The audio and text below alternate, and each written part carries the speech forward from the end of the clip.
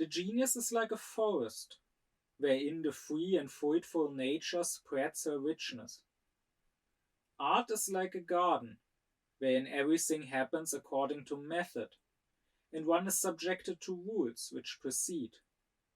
Whereas in the genius, nature gives matter and example to rules. Immanuel Kant. In the last lecture, I talked about Kant's concept of genius, which he translates as original spirit, because to him, genius is about originality. Meaning that the genius doesn't just imitate, doesn't just follow rules that can be learned, like the mechanical artist, but rather the genius produces something completely new and original. But unlike the madman, the genius doesn't produce original nonsense, but rather the genius produces something which can be exemplary. So, while he himself doesn't imitate, others might then be influenced by the genius and imitate him. And other geniuses, while not imitating the genius, will be inspired by his products and follow him. And also, the genius is sort of something that comes from nature. It is a talent, as Kant says. So a natural gift. It is something that cannot be learned, because again, the genius doesn't consciously follow rules that you could learn, that you could be taught, but rather it just comes to the genius. It just comes through inspiration. So it is, in a way, it is nature itself working through the genius. And I also said that to Kant, genius is mostly him who produces the beautiful art.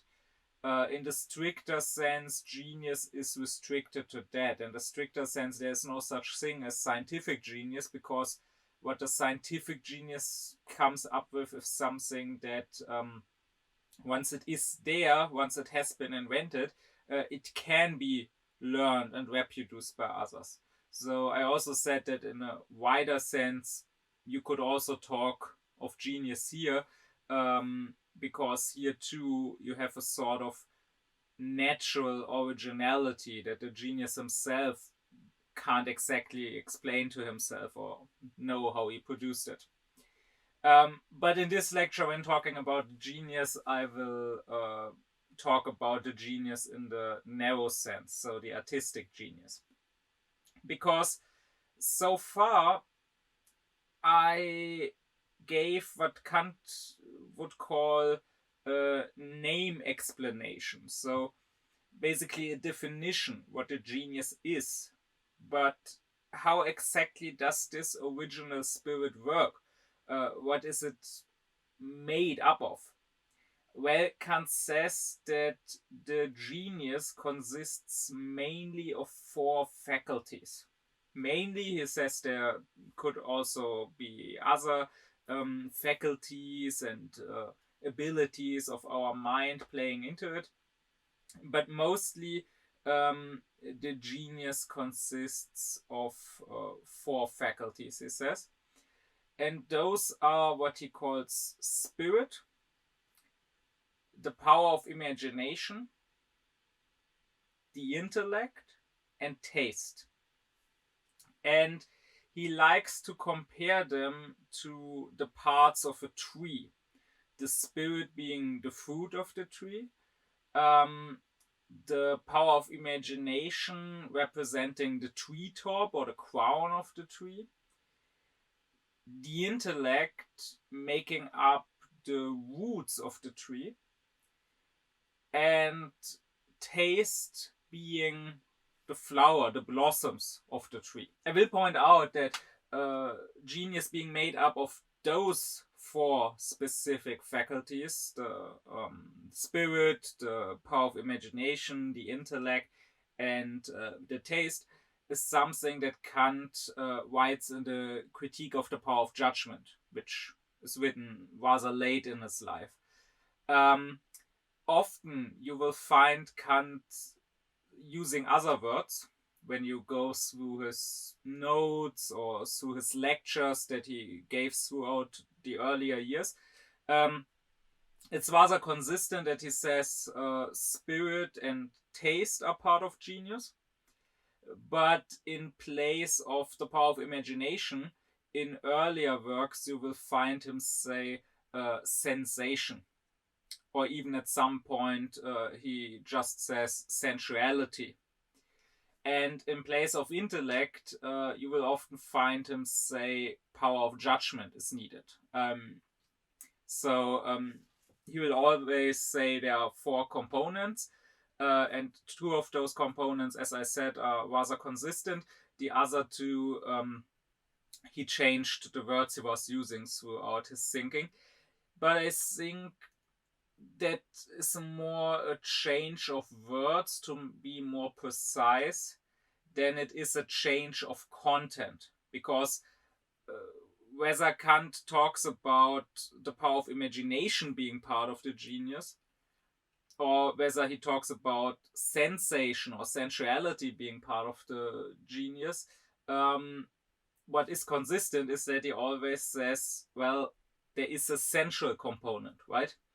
And whether, on the other hand, he says intellect is part of the genius, or whether he says the power of judgment is part of the genius, what is consistent is that there's always an intellectual component, always a thinking component.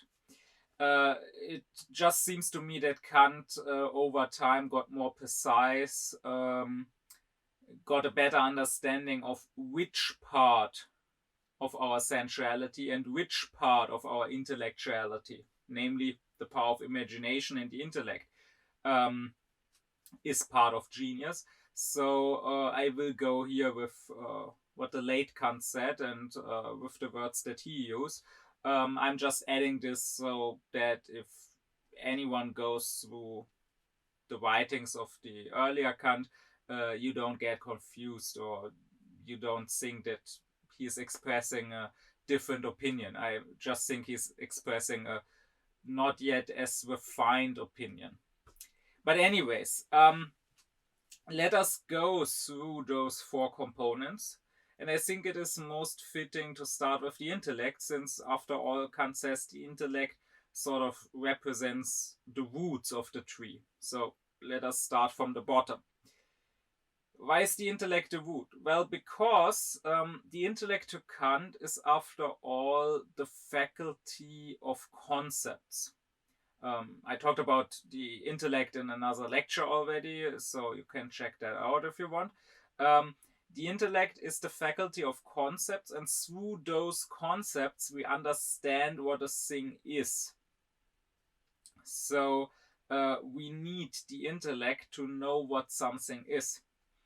And clearly, if you want to be an artist and produce a work of art, you need to have a concept of your work of art. You need to know what exactly it is that you want to represent with your art, right? So if you are Da Vinci painting the Last Supper, you need to know that you are painting the Last Supper and what the Last Supper is. You need to have a correct concept of that. You need to know, okay, it means they are eating. It means there's Jesus and he is probably the center of it all. It means there are 12 other guys present, right? If you don't have a correct concept of the Last Supper, like if you don't know how many disciples there were, if you painted with, let's say, just 9 disciples, then even if your painting technique is great, even if as a general painting of people eating it might be a good painting, it will not be a good painting of the Last Supper, because the Last Supper didn't include 9 disciples, it included 12 disciples. And again, this goes for any artist, right? If you Vivaldi wanting to compose music representing the four seasons, you must have a concept of those four seasons. If you are Miyazaki wanting to create a movie about young love, like Whisper of the Heart, you need to have a concept of that. So you need to understand what it is that you want to depict. Kant would say that when we judge beauty, when we judge something beautiful, when it comes to the beautiful in nature, we don't need concepts to judge it. I already talked about that in my lectures on what is beauty and what is taste. I explained how Kant would say to find a flower beautiful, I don't need to know what kind of flower it is. I don't need to have a concept of it being a rose or a tulip or a lily or whatever. And also, I don't need to have a concept of what the blossom is. I don't need to know that it is the sexual organ of the flower, that it is used for the flower reproducing its species. I don't need to have an understanding of those things to judge that this is a beautiful flower. But when it comes to the beauty of art, Kant says, we cannot merely judge the form. Beauty is in the form. Again, I explained that in the lecture on beauty. But still, to judge whether a work of art is perfect or whether it is imperfect, whether it is lacking as a work of art, it is not enough to merely know the form, to merely know what it looks like or sound like. I also, to judge it, need to have a concept of what it is meant to depict. Like if I have a painting of a man, I need to know who this man is supposed to be. If the artist here wanted to paint Jesus, or if here he wanted to paint Judas, he needs to paint different people. Like a good painting of Jesus has to express his holiness, Kant would say. It has to have a certain expression of kindness, of goodness, of compassion, of also of serenity. While on the other hand, if you want to depict Judas, you must exactly not depict those qualities. He must not look like a holy person. So something that would be a good painting of Jesus, if it was meant to be a depiction of Judas, you could judge this very same painting to be a bad painting. So whether a work of art is good or not does depend on concepts, does depend on our intellect and our understanding of what it is supposed to show and what it isn't supposed to show. Now that is why the intellect makes up the root in the tree that is genius, because like the tree grows out of the root, everything else in a beautiful work of art grows out of the intellect. Without a concept of the intellect, the artwork, the depiction would not be the depiction of something. We first need to know what something we want to depict as an artist. But just like a root by itself is not a tree, intellect by itself isn't enough to be a genius, to be a great artist. Because if you just understand what you want to depict, that doesn't mean that you can depict it in a good work of art. And intellect alone could also be used not for art, but for science, right? You could also write a treatise on your thing that you want to depict. If you just have a concept of, again, let's say the Last Supper, you could write a treatise on the Last Supper. You could describe what is happening in the Bible. If you just have a concept of the four seasons, you could write about the four seasons and what they are. And such a scientific treatise, if you have a good intellect, if you have a clear, precise concept, could even be a perfect treatise. It could have its own sort of perfection, but that would be what Kant calls logical perfection. It would not be aesthetical perfection. But of course, the artwork needs aesthetical perfection. Which leads us to the second component, to the power of judgment, which, as I already said, makes up the treetop or the crown of the tree. Because aesthetics to Kant is always about viewing in a way. I mean, that's also where the word comes from. The Greek aesthesis does mean something like viewing or intuition. So Kant also says at some point that aesthetics could be called as a science the logic of the feeling, just like actual logic is the logic of the intellect. But he would say that aesthetics can never truly be a science, precisely because it is not discursive but intuitive. So we cannot give rules, we cannot have concepts about it, we cannot intellectualize and understand how a product of art should look like in order to be beautiful and how it mustn't look like in order to not be ugly. So aesthetics can never be a true science that helps us produce the beautiful. It can only, Kant says, it can only be a critic of the beautiful or of the products of art. But anyway, so aesthetics is about viewing. It needs, therefore, some sort of sensuality, right?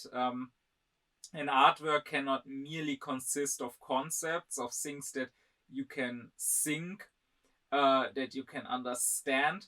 It needs in some way or another to be sensual, whether it's visual artwork or whether it is about sounds like in music, but there needs to be some sort of sensuality in it. Now still, the concept does make up the root, the basis, the fundament of the genius. So you do need logical perfection, Kant would say, but you also need aesthetical perfection. And genius is exactly about being able to, in a way, connect and combine logical with aesthetical perfection. To give to a concept a viewable, essential expression which doesn't just merely illustrate that concept, but goes beyond that concept. Not against the concept, however, it still fits to the concept, but it needs to go beyond the concept. Like the tree going out of the wood, expanding its branches and its leaves in all directions, having a wide crown, a wide top. And this is where the power of imagination comes into play, because the genius, in order for the work of art to be something aesthetical, to be something that can be viewed, needs to have a sensual component. But sensuality to Kant has two parts. I gave a lecture already about sensuality and the forms of viewing, where I discussed these two parts. The two parts are the sense and the power of imagination. And the sense to Kant is the faculty that lets us view what is there, what is given to us. The general term is sense, but of course we have different senses like our seeing, our hearing, our smelling. But sense only lets us well, sense whatever is already there and whatever affects us. So that means that, of course, sense is needed when we judge the beautiful, including the beautiful in art. We cannot judge a beautiful artwork, we cannot appreciate it without sense, right? So a blind person will not be able to appreciate a beautiful painting. A deaf person will not be able to appreciate beautiful music. But genius, after all, is not about judging art, it is about producing art. And here, obviously, we don't need simply sense, we need that other part of our sensuality, which again is the power of imagination. And here, again, I discussed that in my lecture on sensuality. Kant says the power of imagination can work in two ways. It can be the reproductive power of imagination, as the name suggests, reproducing what we have viewed before, like, for example, in memory. But it can also be the productive power of imagination. And I think it is quite clear and doesn't need a lot of explaining that when it comes to genius, what is needed is productive power of imagination. As a side note, to clarify, of course, the genius also needs senses. Of course, you need sense not just to judge an artwork that is already there, but also to produce it, because you, of course, need your senses to gather up the material for your power of imagination, right? If you were born blind, if you have never seen colors, you have no material for painting. But still, the actual process of producing that painting will not require your senses. Once you have that material, you can sort of create the painting in your own mind. On the other hand, you of course also need senses to check if what you're doing is right. Like the painter has this image of the painting he wants to create in his mind, but now he needs to get that image onto the canvas. So of course he will need his eyes to check if he is drawing the correct lines, if he's using the correct colors. But this is the mechanical side of art. Genius is just about, to Kant, it is just about the production of, let's say, the image, the inner image of the artwork, being able to actually bring that out into the world so that not you see it inside of yourself, but others can see it too. That is the mechanical side of art. That doesn't require genius. That is something that can actually be learned, right? You can learn painting, you can learn playing music and so on. And sure, for that mechanical side, you need your senses to check if you are doing the, let's say, the technique correctly. But I mean, you could imagine an artist who was so highly skilled in the mechanical side. You could imagine a great genius who wouldn't even need his senses anymore. Like, you could imagine a painter who wasn't born blind, because, again, then he would not have material for his painting. But you could imagine a painter who turned blind and still was able to paint because he was such a master in painting that it was enough for him to sort of see the image in front of his inner eye, and he is so good at painting the right lines, the right strokes, that he doesn't even need to see what he is painting. You could at least imagine such a person. And indeed, when it comes to music, we have such an example in Beethoven, right? Who in his later life turned deaf, but still could compose. He didn't even need to hear his composition to sort of double check what he was doing. It was enough to sort of hear it in front of his inner ear, to just know what he was composing and how it was supposed to sound like. But anyway, surely to gather up material and also for the mechanical process of bringing forth your inner image, you do need senses. But for actually using that material to actually create that inner image that you then want to turn into an artwork, you don't need sense. You need the productive power of imagination. But productive power of imagination is not enough, because this productive power of imagination also plays a role in the process of making experience.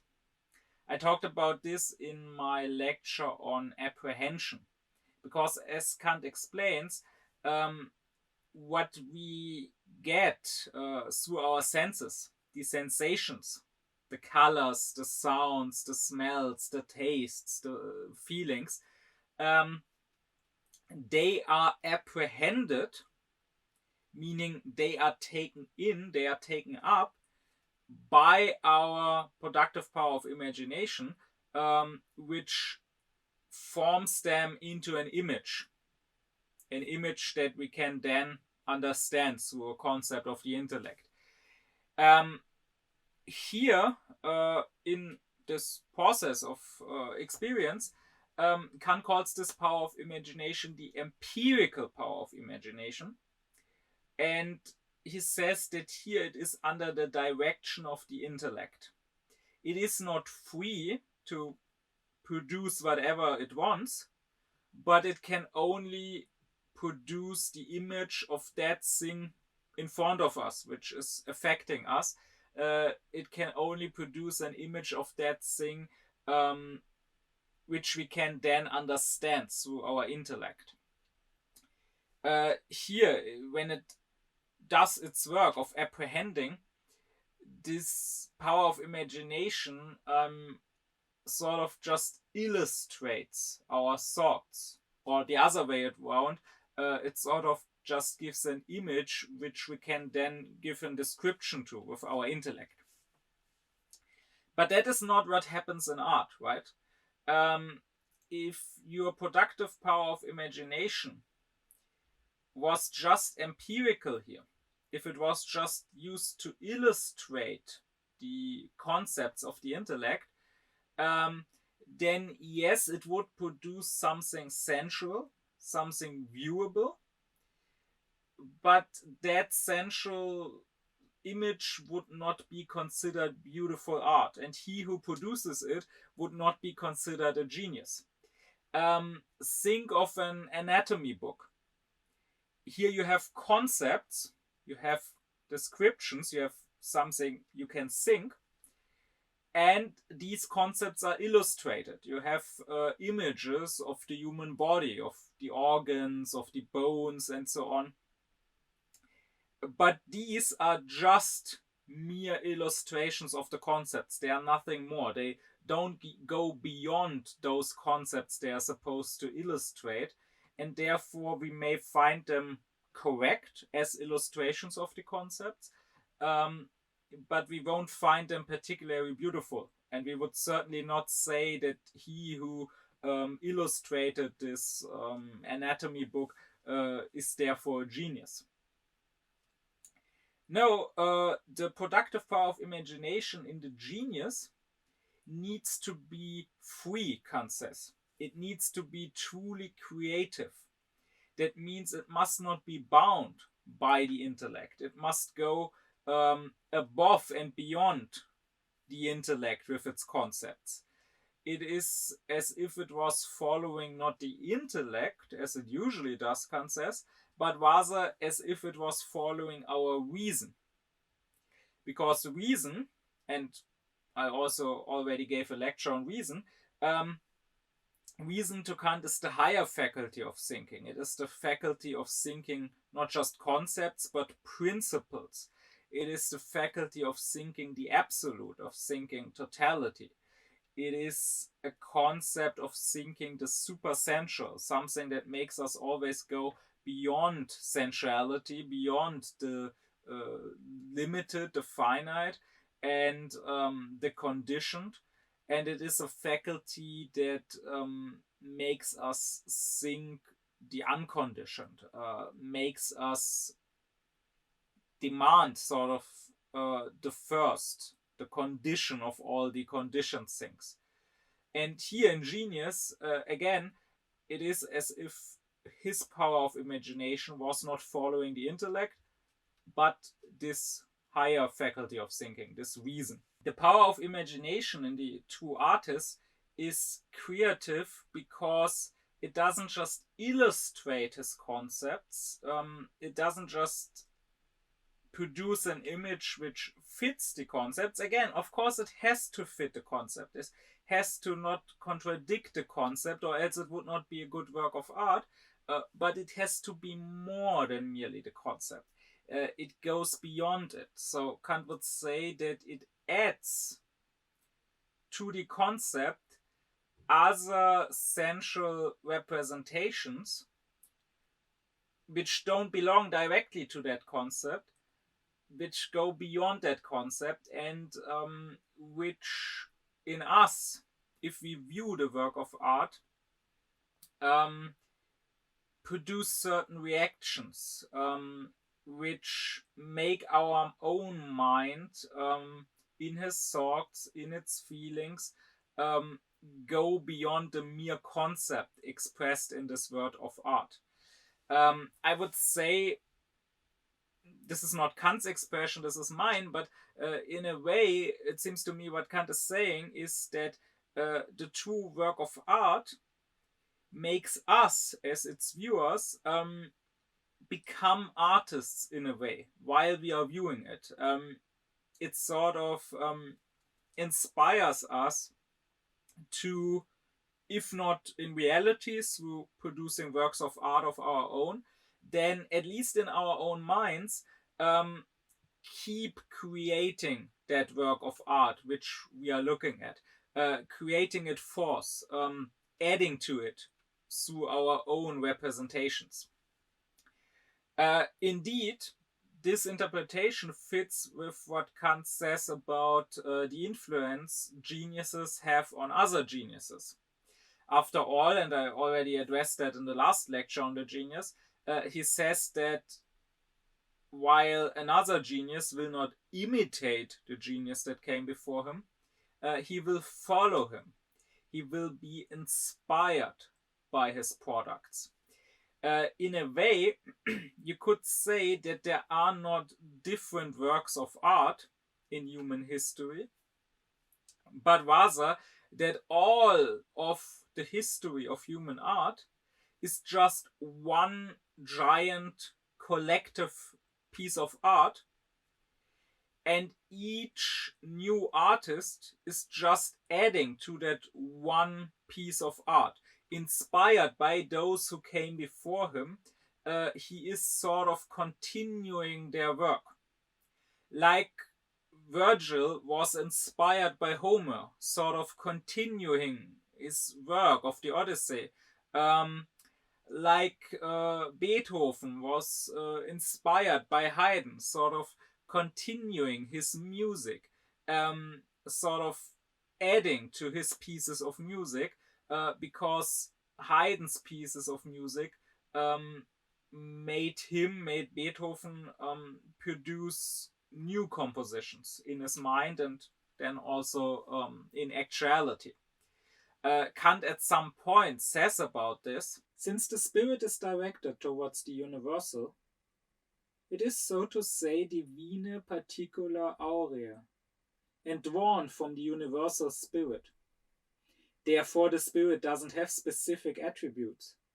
Rather, according to the different talents and sensitivities which it meets, it vivifies differently. And, since those are so manifold, every spirit has something individual to it. One ought not to say the geniuses. It is the unity of the world soul. But even if Kant himself only talks about how the genius through his products inspires other geniuses, I would insist that even the non-genius viewer of a piece of art, if he is touched by that artwork at all, if he has any receptivity at all for art. Even he is, even if maybe to a lesser degree, inspired by it. And even if his inspiration may not result in him actually producing a piece of art that others could view, at least it makes him produce, even if just for a moment, even if just while viewing that artwork, it makes him produce something in himself. At least in himself, inside of himself, he too, like the genius would, continues creating that artwork, right? When you listen to certain music, you have certain feelings, you have certain thoughts going on inside your head. So you are sort of adding to that music inside your head, even if you cannot put it into words. Or likewise, when you are watching a certain painting, it might stir up something inside of you. Again, certain feelings or certain further images that are not in the painting itself, but that are sort of inspired by that painting. So I would say that the true work of art sort of inspires us to get us into a similar artistic mood. The power, the productive, the even creative power of imagination of the artist produces something that gives life to our own free and creative power of imagination. Now, what the artist's power of imagination produces, so that thing which goes beyond the wood that is the intellect's concepts, that thing which makes up the crown of the tree, Kant calls it aesthetical ideas. And it is so important to him in what makes genius that he goes so far at some point to call the genius in general the faculty of having or producing aesthetical ideas. Now, what are those aesthetical ideas?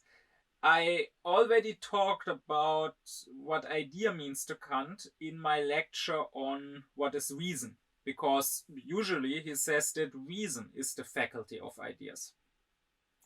But reason, to be more precise, is just the faculty of intellectual ideas. And here now we are talking about aesthetical ideas. Well, you could say that in the most general sense, the word idea to Kant means a representation that can never lead to cognition. So, to us gaining actual new knowledge and understanding. Because, as he shows in his critique of pure reason, cognition always has two parts for us as human beings, a discursive and an intuitive part, concept and viewing.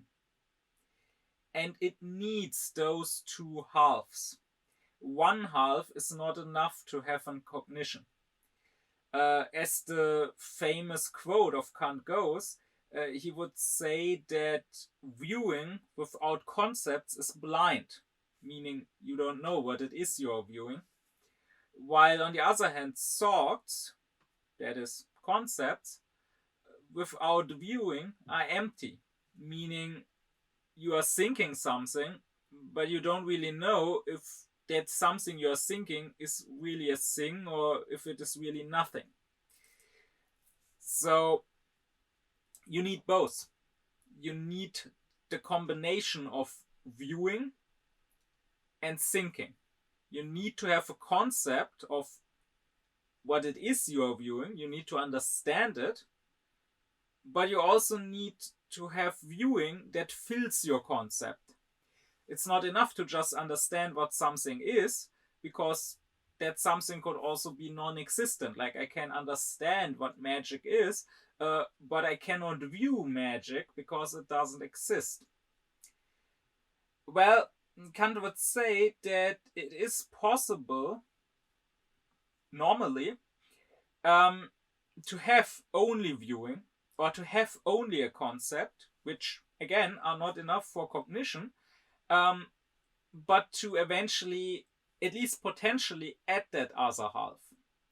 Right? So I could view something that I don't have a concept of, but could later find a concept for it.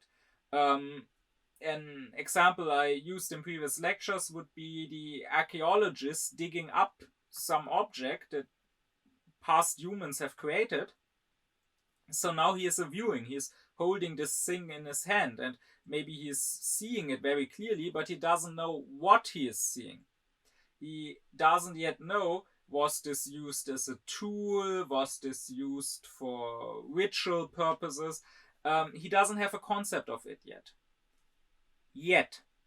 But this object which he is viewing here, he could find a concept for it. He could come to understand what it is, and then he would have a cognition.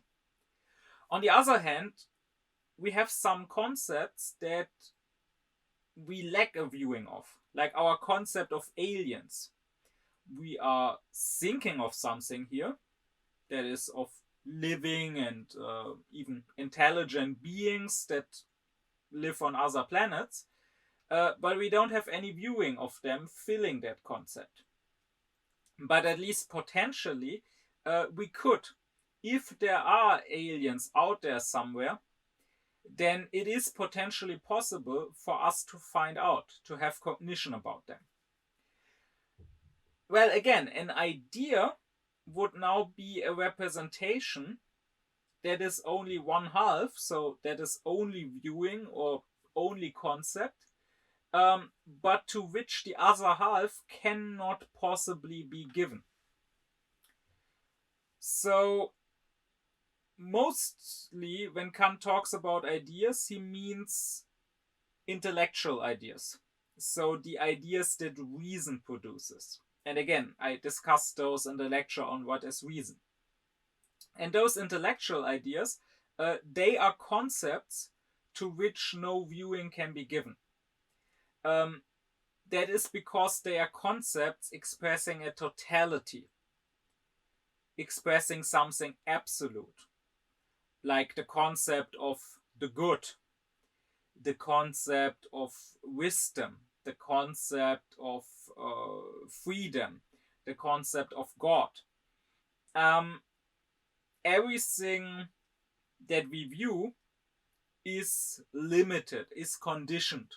And that means a concept of a totality, there can never be given a proper viewing to it. Even if we do have free will, we can never view our freedom. All we can view is that now we did this thing. For example, now I decided to sit here and to not stand up. And if I were to stand up, then I would view me standing up and not sitting there. But I can never view the fact that I could also have done the other thing. I can think that, but I have no viewing of it. I mean, it's not like I can go back in time and try out if I really could have done the opposite thing. So freedom is something we can think but not view, even if we are free. And likewise God, right? We can think of God, we can understand what we mean by God, we can think of God as this almighty, all-knowing being and so on. But even if there is a God, we cannot possibly view him. Precisely because he is the allness, he is almighty, all-knowing. That goes completely beyond what we could possibly view. We could only ever see that someone has a certain power, that someone has certain knowledge, but even if he was all-powerful or all knowledgeable, we could never actually experience that. So that's intellectual ideas, thoughts for which there cannot be a corresponding viewing. And again, usually when he says idea without any adjective, he means those intellectual ideas. But the aesthetical idea is the direct opposite of the intellectual idea. It is essential representation. So something we don't think, but rather something we are in a way affected by.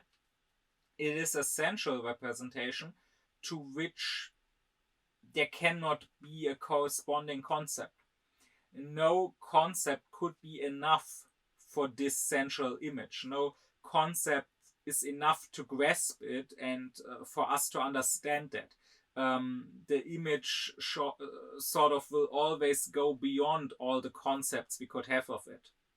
So I will stress once again that it is very important to Kant that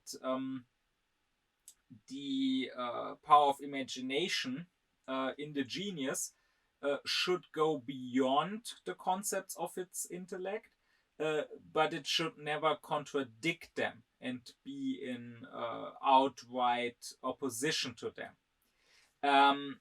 Because that would then mean what Kant calls Schwärmerei, that is enthusiasm or mysticism. That's exactly his criticism of it.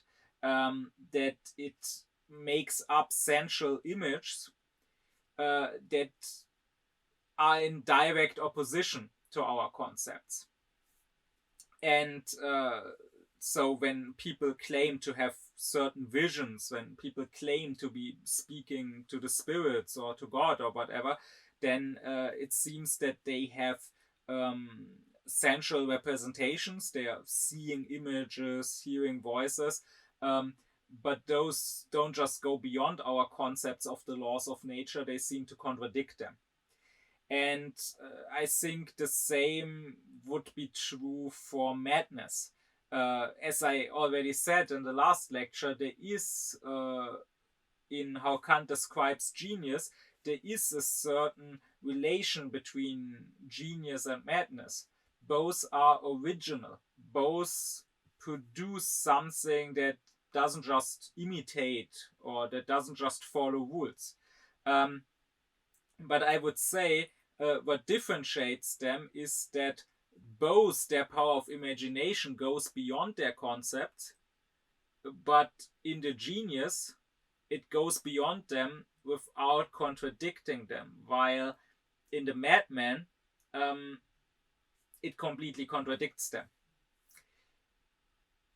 If we keep using Kant's image, Kant's allegory of the tree, and if we continue it, then maybe we could say that in the genius, just like in the enthusiast or in the madman, the power of imagination creates the crown of the tree, creates all the branches and leaves that grow far beyond the reach of the mere roots. But in the genius, the roots in the ground, so the intellect with its concepts, the roots are strong, and therefore the tree is standing strong.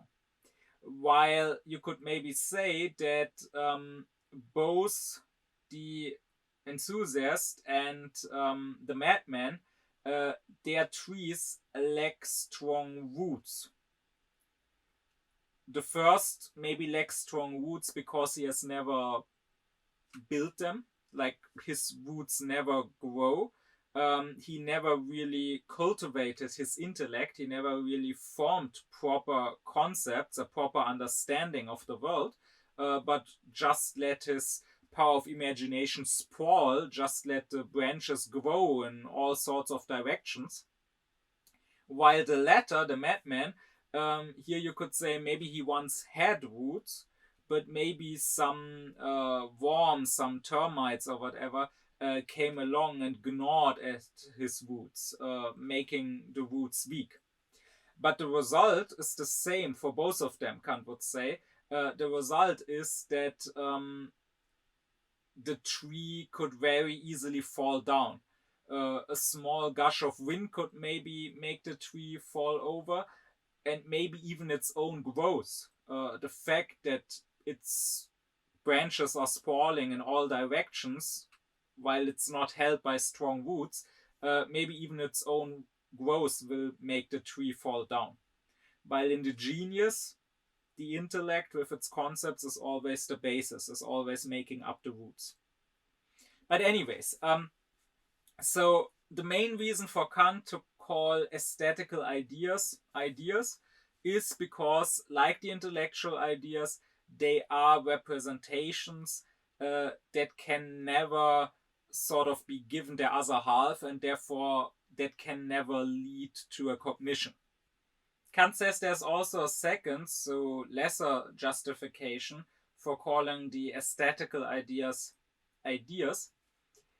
and that is because while they are sensual representations, so they are viewable, they are not thoughts, they still seem in a way to strive beyond sensuality, beyond what can be viewed, towards the realm of the supersensual. And the actual ideas, the intellectual ideas, they are precisely that, right? They are concepts of the supersensual, like God, like freedom, like the soul. They are concepts of things that go beyond the sensual realm, beyond nature. So you could maybe say that the intellectual ideas, as ideas, are concepts to which no viewing can ever be given, and therefore concepts which cannot lead to cognition. But of all unfitting viewings that could be given to them, of all unfitting image, so to say, that could illustrate them, the aesthetical ideas are the ones which still fit best. If a viewing could ever be given to the intellectual ideas, it would be that which is the aesthetical idea. Maybe that's not so easy to understand, so let me explain with an example. Take the intellectual idea of the necessary end of all material things, and of the vanity of all material things. This clearly is an intellectual idea, meaning it is something you can think, but you can never view. There can never be given a proper viewing for it.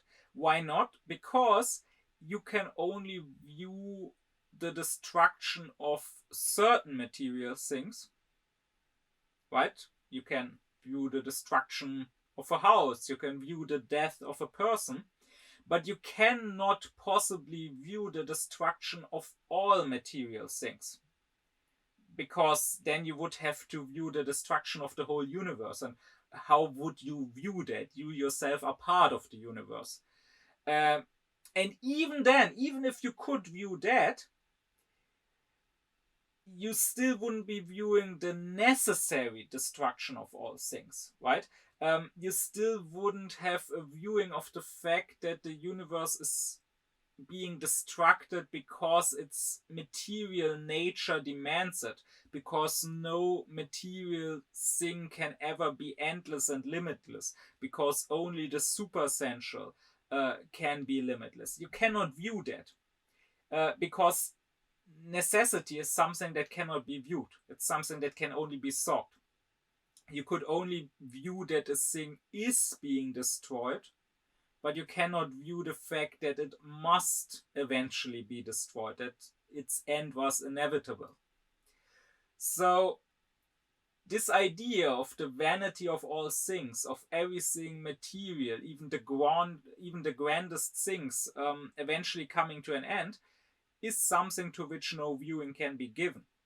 But if a viewing could be given to it, if you could somehow illustrate that idea, if you could give an image that lets people not just think but see that idea, then I don't know any better way to do that than through the poem Ozymandias, which goes, I met a traveler from an antique land who said, two vast and trunkless legs of stone stand in the desert. Near them, on the sand, half sunk a shattered visage lies, whose frown, and wrinkled lip, and sneer of cold command, tell that its sculptor well those passions read, which yet survive, stamped on these lifeless things. The hand that mocked them, and the heart that fed. And on the pedestal these words appear. My name is Ozymandias, King of Kings. Look on my works, ye mighty, and despair. Nothing beside remains. Round the decay of that colossal wreck, boundless and bare, the lone and level sands stretch far away. Again, this central image is not really the right viewing for that idea of the necessary vanity of all material things. If you really think about it, the poem only talks about the vanity of the might of a king, not of all material things. And even here, it doesn't really prove that this is necessary. Like you could say, okay, this particular king, he was wrong in thinking that his might would last forever, but maybe another king, maybe another empire could last forever. So if you really try to intellectualize it, you would still find that this viewing falls short of the intellectual idea. But still, this aesthetical idea, it stirs up our senses. It makes us imagine further things. We read only about this one particular king and his demise, but we think, we sort of feel that everything comes to an end. That everything that people may feel proud of, or that may make them feel mighty, is really nothing and will turn to dust. And that is a secondary reason why Kant feels justified in calling these representations that he's talking about aesthetical ideas, because while they are sensual, that is what aesthetical means to Kant, like the intellectual ideas, they seem to go beyond the mere sensuality. They seem to go for something higher. But with that, let us turn to the third and maybe in a way most important component of the genius. And that is what Kant called spirit. Because, well, intellect alone, having concepts alone, is not enough to be a great artist. With that, you could maybe be a scientist. You could maybe write a treatise on your topic, but it would not be a work of art. Well, on the other hand, having a very vivid, a very creative, productive power of imagination, having very strong aesthetical ideas, that also isn't enough to be an artist, Kant would say, because those aesthetical ideas, they are just inside of you. They are just sort of your own feelings, your own inner images. If you cannot communicate them to others, if you cannot put them into words or into music or into images, you are not an artist. You are maybe someone who can appreciate the artworks of others very much, but you yourself are not an artist. And also the last component of the genius, taste, which I will address later, also is not enough to make you an artist. No, what is needed, Kant says, to communicate your aesthetical ideas to others is spirit. A work of art needs to be a work of spirit. I will note here that I find it a bit unfortunate that you cannot rightly translate this into English. Like what Kant is saying here in English sounds a bit more unusual than it does in German, because in German he says the third component, that which in the tree of genius, so to say, makes up the fruit, is Geist. And yes, Geist can be translated as spirit. Could also be translated as ghost. Etymologically, it has the same root as the English word ghost. But in German, there is no difference between spirit and ghost.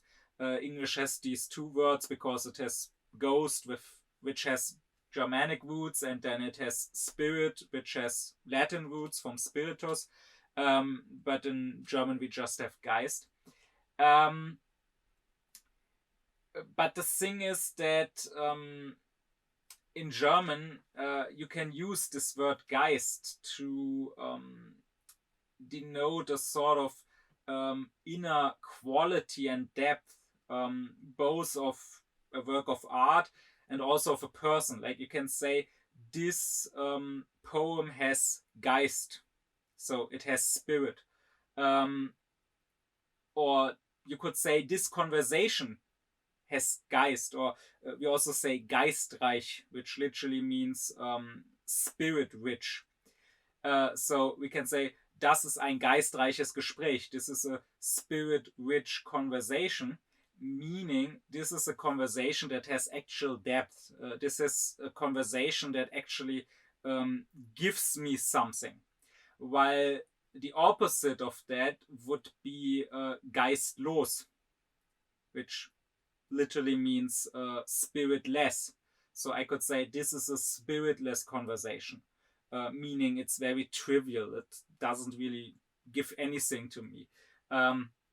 We can also say that for persons. I could say this is a very geistreiche Person, so a very spirit-rich person, meaning a person that maybe has many ideas, that a person that I like talking to, because I always come back from these conversations with new thoughts, with new ideas, having learned new things. And on the other hand, I could say this is eine geistlose Person. This is a spiritless person. A person, well, talking to is kind of useless because he has nothing of interest, nothing of depth to say. Maybe this latter word, geistlos, could be translated to English best as mindless. That sort of means the same, right? Like when I say this is a very mindless person. So I feel like the word mindless doesn't have such a wide application. Like I could call a person mindless, but maybe it sounds a bit weird when I say this work of art is mindless. While in German, I could say it is geistlos. But in English, there's no real positive opposite for mindless, right? Like I cannot say this person is not mindless, he's mind rich, or he's mindful. I mean, the word mindful exists, but it means something else, right? It means being sort of careful, thinking about others or whatever. So what I'm trying to say here is that while spirit is a correct translation for Geist, it just sounds more unusual in English to say a person has spirit or a work of art has spirit, while when Kant says that in German, any German speaker immediately has a sense of what Kant is talking about. Maybe there are some other languages than English into which this particular part of Kant's philosophy could be translated more easily. Like take French. In French, you have the word esprit, which is the same word as spirit, basically. So it has the same Latin root from spiritus. But it is used in a slightly different way that is closer to the German Geist. So in French, you can talk about a person having esprit, or a conversation or work of art having esprit. To Kant, this third component of the genius is particularly important. So important that he suggests that we could translate the word genius or in German Genie, which the German language in the 18th century took from the French language. He suggests that it could be translated to German as eigentümlicher Geist, which means something like peculiar spirit or individual spirit. And after all, the word genius basically does mean spirit, right? It comes from Latin genius, and the genius is a sort of spirit. So what does Kant mean by spirit, and why is it such an important component of genius? Well, Kant here does something he often does when analyzing a concept. And I already talked about that in previous lectures. I already talked about that in my lectures explaining what philosophy is to Kant, what metaphysics, what wisdom is to Kant.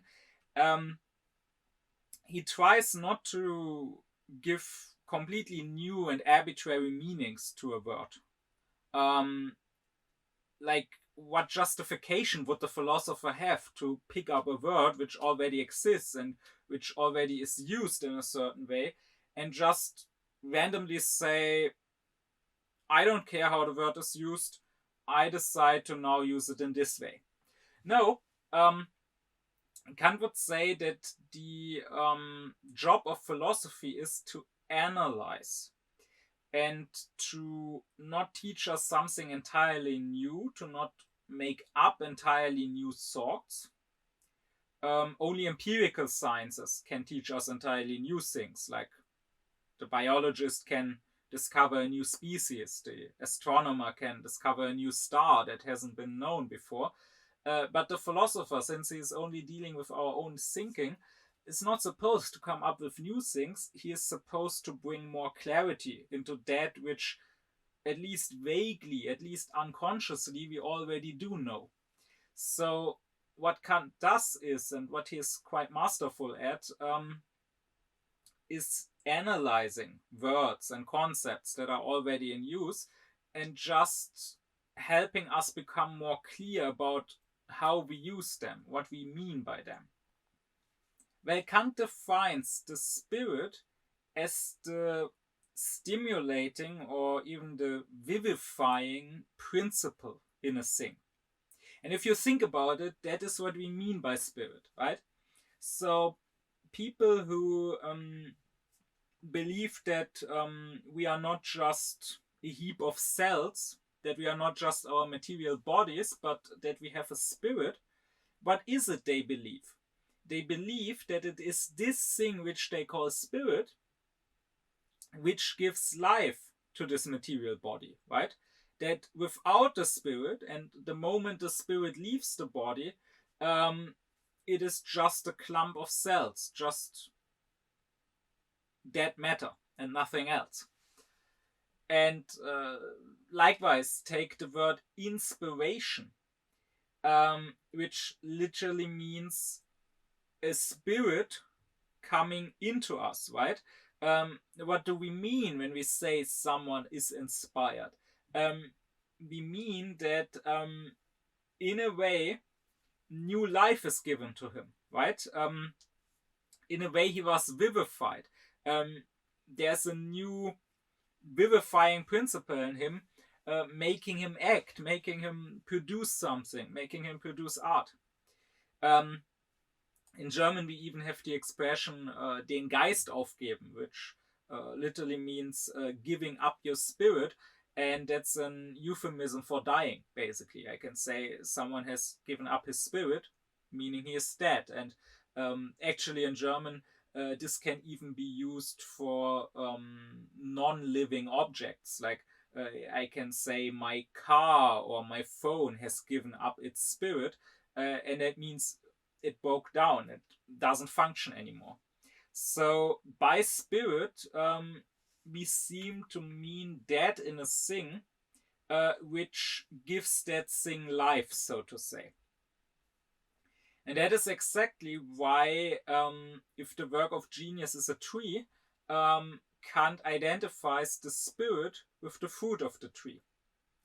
Because, to be sure, the intellect, representing the roots, and the power of imagination, representing the treetop, they are enough to make up a tree. But such a tree could not give anything to me. If I pass by a tree which has no fruit, it's just a tree. I will walk on. This tree doesn't have anything to offer to me. And again, there's a fourth component which I will come to later, that is taste. Taste making up the blossoms of the tree. So taste being that which makes the work of art beautiful. Well, if the tree doesn't just have roots and a crown, but also has beautiful blossoms, then I may stop in my tracks for a moment and look at the tree, and I may like what I see. But ultimately, still, this doesn't give me anything. I'm not benefiting from it. In the end, I will continue in my tracks. I will walk on, and while for a moment I will have enjoyed looking at the beautiful blossoms of the tree, if the tree has no fruits I can eat, I will take nothing away from it. And likewise, Kant would say, there are works of art, or there are conversations, or there are even people who may be nice, who may be agreeable. So I may enjoy this poem or this piece of music for a while, or I may enjoy talking to this person and joking around with that person for a while. But ultimately, Kant says they are geistlos, spiritless, meaning I don't take anything away from them. They don't give me anything. But a real work of art should cultivate me. I should not just view it for a moment and enjoy viewing it for a moment and then forget about it because it was just a fleeting pleasure, but rather it should transform me. It should really touch me and turn me into another person. It should really enrich me. Just like a tree which has fruits that I can pluck and that I can eat. And that fruit of the tree, that is the spirit in the genius. So, like the fruit contains a seed for a new tree, it is the spirit in the genius which can inspire me when I view a work of art, which can inspire me to follow that other genius, if I myself am a genius, which can plant a seed in me to myself produce a genius work of art. Now, if you ask which element is it in a beautiful work of art that vivifies the viewer, then Kant would say it is the aesthetical ideas, which I already talked about. Precisely because they are sensual representations which can never be grasped by the intellect with its concepts, which can never be fully understood. And that means the aesthetical ideas give my intellect matter, they give content to my intellect, which the intellect, as a faculty of forms, of form giving, can, so to say, try to process, but it will never be done processing it. The aesthetical idea will always give new matter to it.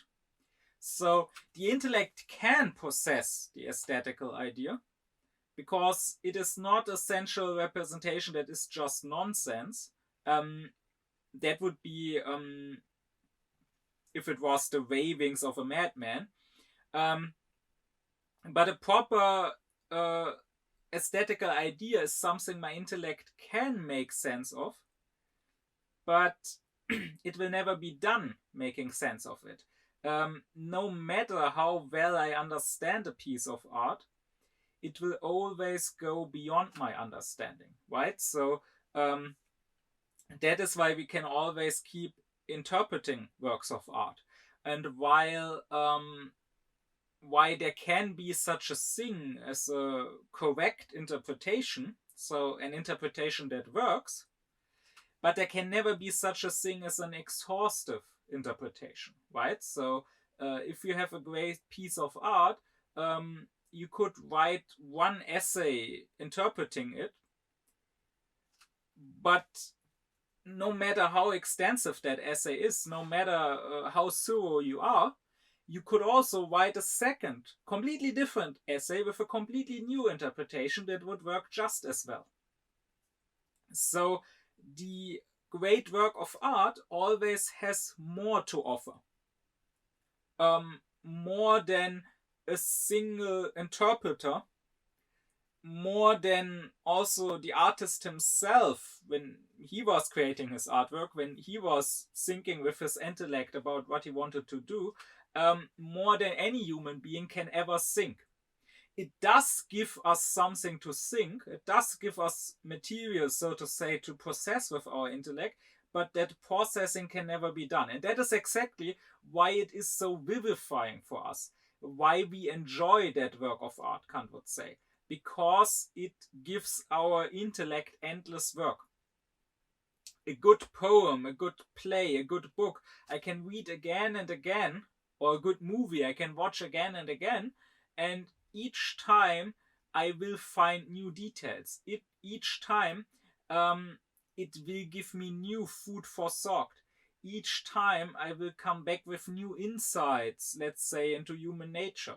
Or each time it will give me new inspiration to create a work of art of my own.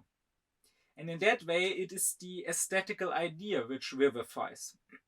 However, here you might be a little confused, because I just said that to Kant, in the genius, the component which is vivifying to the viewer of the artwork is the spirit. But I previously said that it is the power of imagination which produces aesthetical ideas. And now I'm saying that the aesthetical ideas are vivifying. So is it the spirit, or is it the power of imagination which vivifies? And indeed, I find Kant to be a little unclear here in the critique of the power of judgment. Like, you really have to read it twice or thrice and really read in detail to understand what he means. But basically, what Kant means is the power of imagination produces the aesthetical ideas. So the spirit is not the faculty of producing or of having aesthetical ideas, but it is the faculty of being able to depict aesthetical ideas, and therefore of being able to communicate your aesthetical ideas to others. And therefore it is the spirit which helps vivifying others.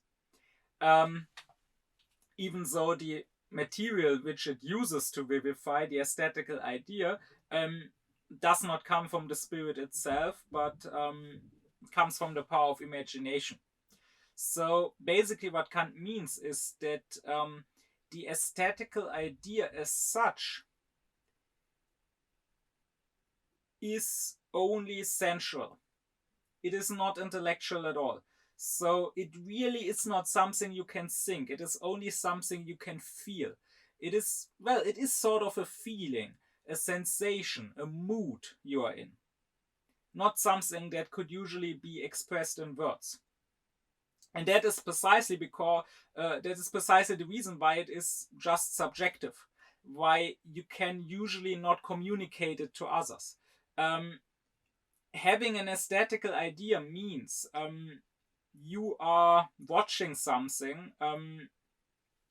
Let's say you are watching a piece of art, you are watching a movie or a painting, or you're listening to music, or maybe something in nature, you're watching the sunset or a dark forest or whatever, and this gives you a certain inner feeling.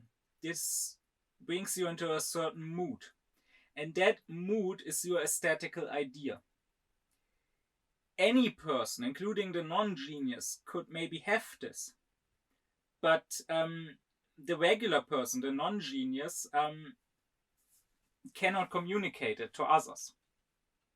Genius to Kant, or more specifically now this third component of genius, the spirit, genius means the talent of finding a fitting depiction for your aesthetical ideas that allows you to communicate them to others, and that sort of creates the same aesthetical idea that you had in others. So the genius, through his spirit, is able to take what otherwise would just be a fleeting feeling, a fleeting mood, and put it into an image, put it into words, put it into the right melody or whatever, and thereby express it. Which is why Kant says the artist who is not a genius, the artist who is just an imitator, Kant calls him the painter of nature, while the true artist, the genius, Kant calls the painter of ideas. So by painter here, Kant doesn't mean necessarily the actual painter, rather he means painter in a broader sense. So he would say that the poet paints with words and the composer paints with music. But the point is, the imitator, with his words, with his music, or with his actual painting, just paints nature. So he just paints what he sees, and what anyone can see. So he just imitates, he just copies those regular central images, while the actual genius paints ideas. He is able, so some wonderful miracle, to paint, to depict that which cannot be painted, which goes beyond all painting usually. And this is exactly the part of genius which Kant calls a talent, that is a natural gift. I talked about this in the previous lecture on the genius. This spirit, this ability of depicting your aesthetical ideas and expressing them to others, that is the part that cannot be learned, that is not following a conscious rule, that the genius himself cannot explain, not even to himself, but that is just sort of a lucky gift of nature you have, a lucky inspiration. It just comes over you. You have one moment, you have this aesthetical idea, your productive power of imagination is creating this mood, this feeling inside of you, and then suddenly you got it. You know how to express it. That is what the spirit does in the genius. This spirit-rich, geistreich depiction will always contain more than the mere intellect can think. Sometimes it can be a single word, like for example in Romanticism, in the poetry of Romanticism, the German Romantic poets, around the time of the end of Kant's life, so he didn't really take note of them anymore. One of their favorite words was Waldeinsamkeit, which literally means forest loneliness. And this is a word that you often have in these poems, and that contains so much that it is not possible to describe it to you. But the important thing is that it contains more than the mere concept. Waldeinsamkeit, sure, literally it just means being alone in the woods, right? But it contains more than that. It contains a certain feeling that the Romantic poems are expressing in that way. Or likewise, if you have a work like Miyazaki's Nausicaa, the movie, and even more so the manga, sure, it contains certain ideas about life, and life always going on, and always finding a way, being stronger than death. It contains certain ideas about humans, human greed, human hubris, human lust for power, human folly, the delusions leading humans to war and to self-destruction. But it contains so much more than that. Anyone who knows the movie, and more so the manga, will know how trivial this short description is, how little justice it does to this story. Because the story always lets us think so much more than even the greatest description could ever come close to describing. And sure, Miyazaki could have just written an essay on these topics. He could have given a speech on these topics. But that, since it would have been just about concepts, could not possibly have included quite as much as we can think and feel when watching or reading his work. And that is the important thing when it comes to spirit, as Kant describes it. It always contains a more than our intellect can grasp. It always gives us new matter to deal with. For example, one famous romantic poem in German is by the poet Josef von Eichendorff. It's called Mondnacht, Moon Night. I already mentioned it in a previous lecture. And it starts with saying, es war, als hätt der Himmel die Erde still geküsst, dass sie im Blütenschimmer von ihm nun träumen müsst. And to give a literal translation, which of course won't sound as good because it won't rhyme and so on, but literally it means it was as if the sky or the heaven had quietly kissed the earth, so that now she had to dream of him in the shimmer of blossoms. That is something that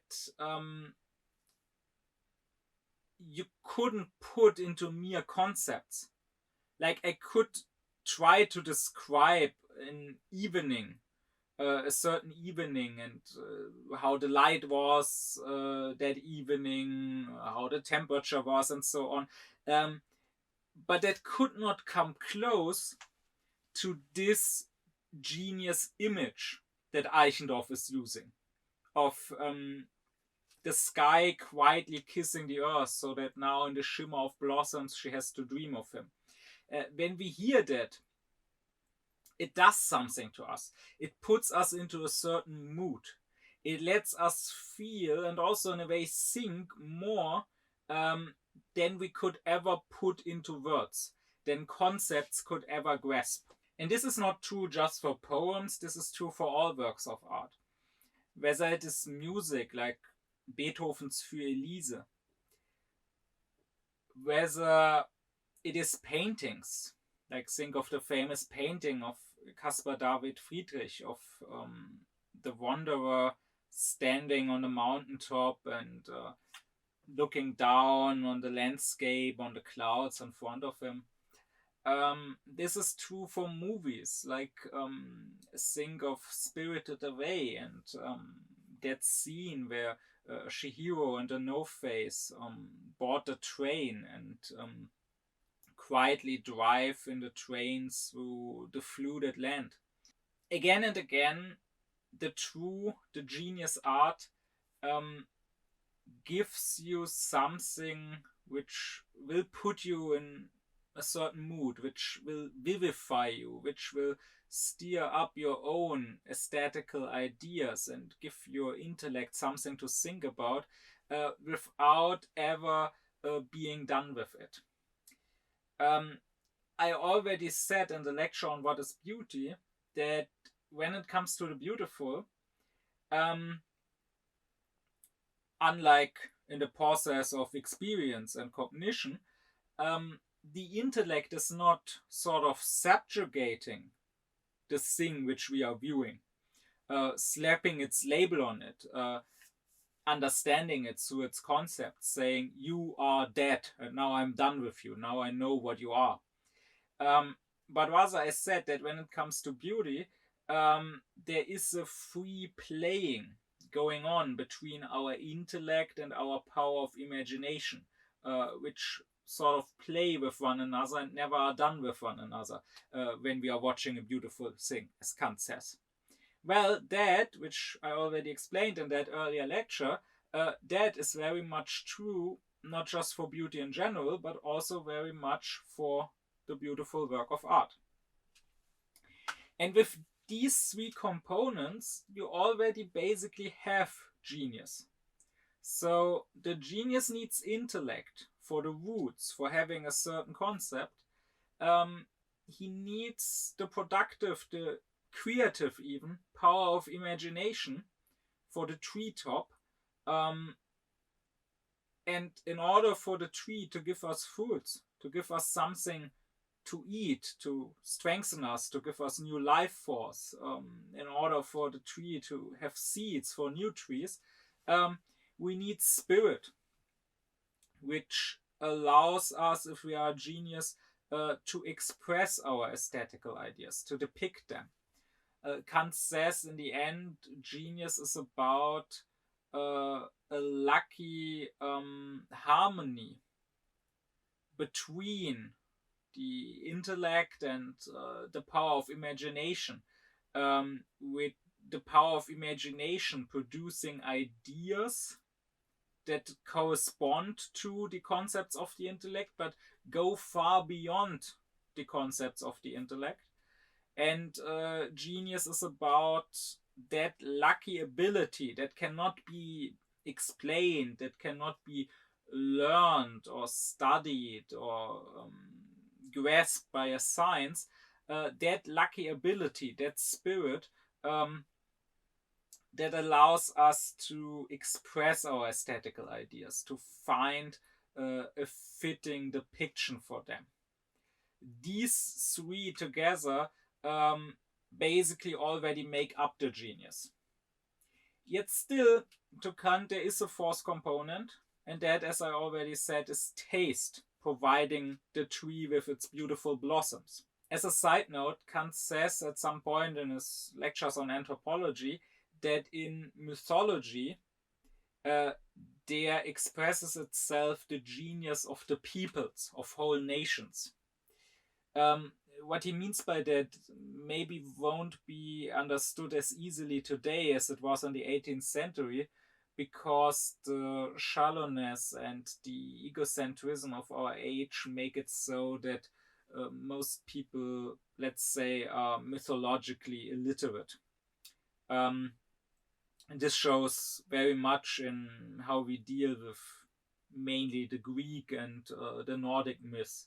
That is, we are treating them more or less like some streaming service show on Netflix or on Amazon. There are, I would say, there are two basic errors that people are making. The first is that people think there is such a thing as a canon, right? People nowadays are very much obsessed with canon, discussing what is canon, like what is the Star Wars canon or whatever, meaning what is true, what is correct, what really happened, and what isn't. Well, the simple answer is nothing really happened. It's a made-up story.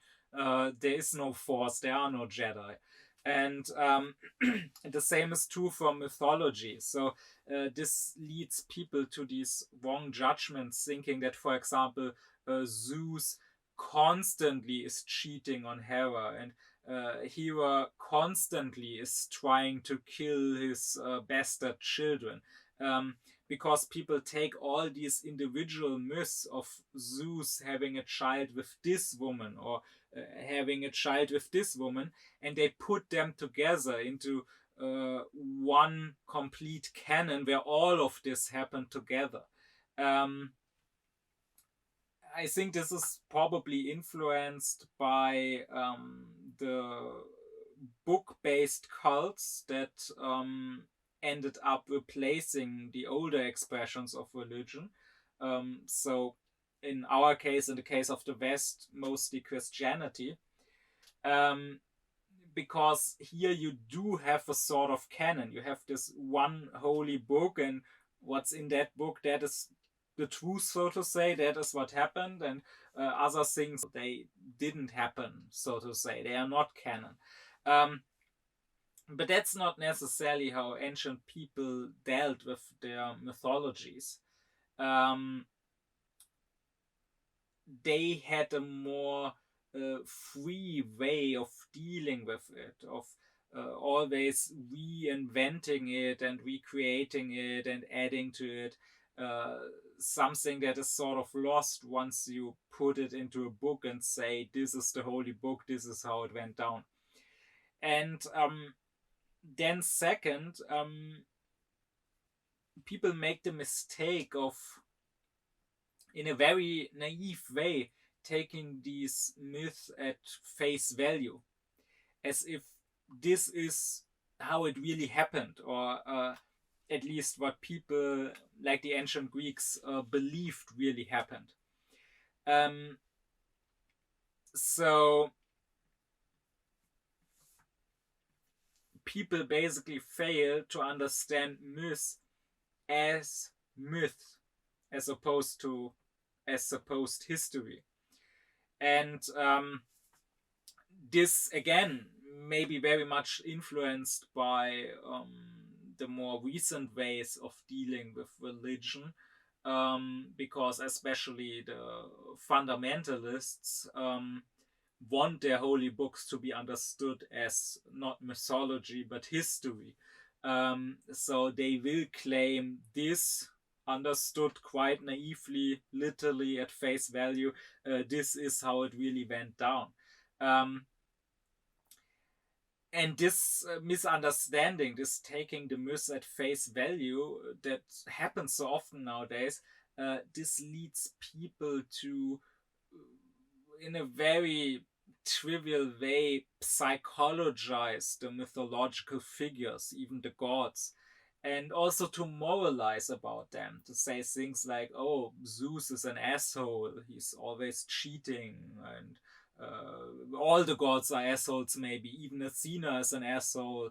Look how she treated Medusa, how she cursed Medusa for basically being raped by Poseidon.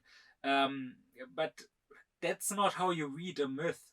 The gods are not assholes, because they are not human beings, just mightier human beings, superhuman beings with powers that act in these ways, that you can judge morally. Rather, the myths are depicting ideas. You must not treat them as if this was some telenovela with a cast of characters constantly scrabbling and cheating on each other and having all sorts of stupid conflicts. That is not what a myth is. Well, when Kant talks about the mythology of a people being an expression of that people's genius, then I think the only proper way to understand it is by understanding it through Kant's concept of the genius and its components. So he means that, first of all, the mythology expresses the concepts of a people. It expresses how a people understands the world, what concepts it has of the world it inhabits. But in this early stage, with no developed science yet, those concepts are not expressed merely as concepts, but rather they are expressed in images. That is, if you look at the Greeks, that is like the difference between Hesiod and Thales. There is this development that took place, which nowadays gets called often the development from mythos to logos. And the mythos is at the start of that development. So the concepts a people has of the world are not yet expressed as mere concepts in clear scientific terms. They are expressed in images.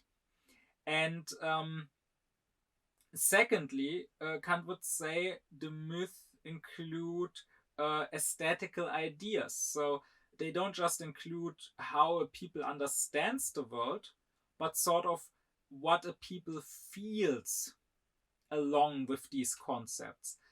What feelings, what moods those concepts put the people into.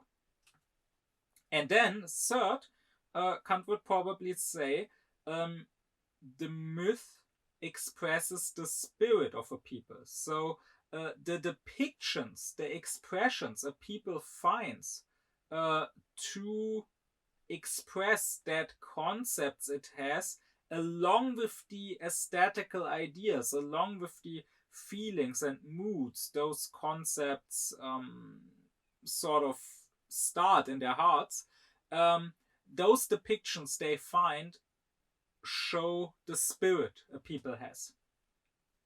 So think of the Greek myth that depicts wisdom, that is Athena, coming into the world fully armed and armored, and as an adult, not as a child, springing forth, not being born from a woman, but springing forth from the head, from the mind of the highest God, of the ruler of the world, of the God of justice. Or think of the Nordic myth, where you have wisdom, where you have Odin, sacrificing one sensual eye to gain the higher eye, to gain foresight. Or take the Babylonian myth, where war and love, passion, are one. That is the goddess Ishtar or Inanna, and where she goes into the underworld, and even she, when going into the underworld, step by step has to get rid of all her majesty, of all her signs of power, gets humbled and humiliated. Or think of the Indian myth, where the whole world, including all the gods, no matter how countless gods there are, no matter how many thousands and tens of thousands of years this world lasts, all of it is just a dream of the one highest God. And all of it will be gone when he wakes from his dream. And then in another night, he will have another dream with another world, with countless gods and countless ages and so on. And there already have been myriads of worlds, and there will be myriads of worlds. These things, they let us grasp the spirit of a people, we could say with Kant. And like with a work of art, you are never done interpreting a myth. A myth always offers you new food for thought. Just think of what Nietzsche did with the Greek myth, with the myths of Dionysus, how much he had to think and to say about it. And lastly, there is always the fourth component. There is always taste. So there is the form that the genius gives to whatever he depicts, the form he gives to the spirit. And in this, Kant would probably say the Greeks stood out as the most tasteful people. He would probably say that the mythologies of other people, of other cultures, are more rough, more grotesque. They may depict true insights, they may have correct concepts of the world, and they may even have spirit. That is, they may even find very good depictions, very vivifying depictions, expressions of their concepts, of their aesthetical ideas that make us think a lot. But he would probably say that they are not quite as tasteful. They don't have quite the same beautiful form. And that leads me to that fourth and last component of the genius, that is taste. Taste which to the tree adds the beautiful blossom adorning the tree. Because Kant would say that in a way the first three components I talked about, the intellect with its concept, the power of imagination with its aesthetical ideas, and the spirit allowing us to find the right expression of that ideas, they already make up the genius. But someone who had only those three without taste would produce ingenious art, but not truly beautiful art. To Kant, there are examples for that. In ancient times, he believes that Homer was more of a rough genius, very much a genius, but not quite as tasteful and therefore not as much liked by Kant as Virgil. In more modern times, he, along with Hume, believes that particularly the English nation does have good concepts, they do have power of imagination, and they very much have spirit. So they have lots of genius ideas, he would say, but they lack the taste that the French have. And to him, Shakespeare is an example of an author that has a lot of genius, but is not quite as tasteful.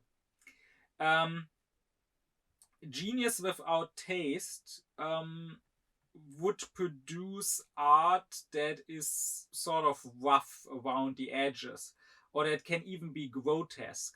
Art that isn't quite tasteful always, that isn't always quite harmonious. So as a composer, he might produce genius sounds, but it might lack certain harmony between the parts, certain rhythm. Or as a writer, he might have genius ideas and some very ingenious expressions, but there might be some elements in his writing that don't quite fit together. Remember, I talked about taste in its own lecture already. Remember that to Kant, taste means the ability of our aesthetical power of judgment to find that which is universally liked. So, which is liked not just by me, but by others. And this is clearly, he says, what an artist should possess. Because spirit in the genius is only the ability to express your aesthetical ideas that vivify the viewer. So if you are a genius with spirit, you can communicate your aesthetical ideas, but that doesn't necessarily mean that you can also communicate the pleasure they give you. Giving a work a form that gives pleasure not just to your own private sense as the artist, but that speaks to the common sense of all people, that would require taste. Otherwise, the artwork could be vivifying to the viewer. It could vivify his faculties of mind, but still without really being liked by him, without really giving him a lasting pleasure. It could still, while vivifying him, give him some displeasure. It could maybe vivify his faculties of mind in a disharmonious way, vivifying one faculty too much, one too little. So Kant would say that the artist should close his genius, close his ideas in a tasteful form.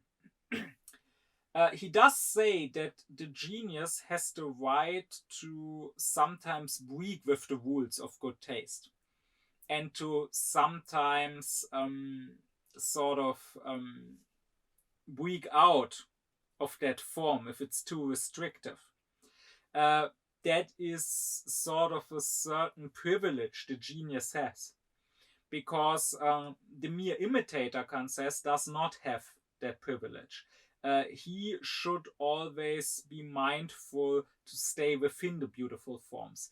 But the genius, well, sometimes his ideas, sometimes his spirit may call for an expression that goes beyond the beautiful form, that cannot be expressed within the confines of that form. And then that is okay. But it should not be overdone, Kant believes. Otherwise, the artwork, well, will be very geistreich, very spirit rich, but not really bring pleasure to the viewer. And Kant even goes so far as to saying that at the end of the day, it's better to cut down the spirit a little than cutting down the taste. Because a work of art that is not so rich in spirit, that is not so ingenious, when it is tasteful in its form, can still be liked. It can still bring pleasure to us. Maybe it will not cultivate us so much. Maybe it will be a bit more trivial as a work of art, not as deep. But it can still entertain us and bring us pleasure. While on the other hand, uncontrolled genius, not restricted by taste, doesn't bring so much pleasure, isn't liked, and then the genius itself is also sort of lost because no one will like to look at that artwork.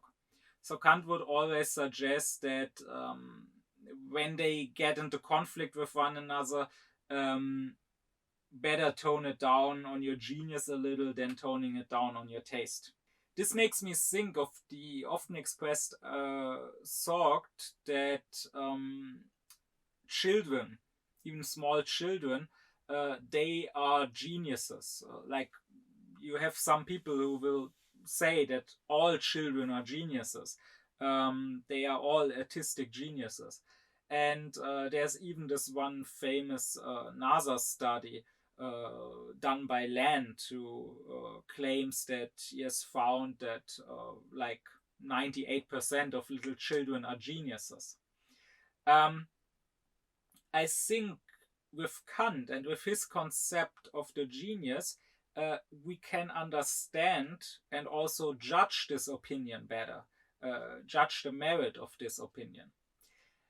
I would say that children indeed can possess quite a lot of, let's say, positive genius.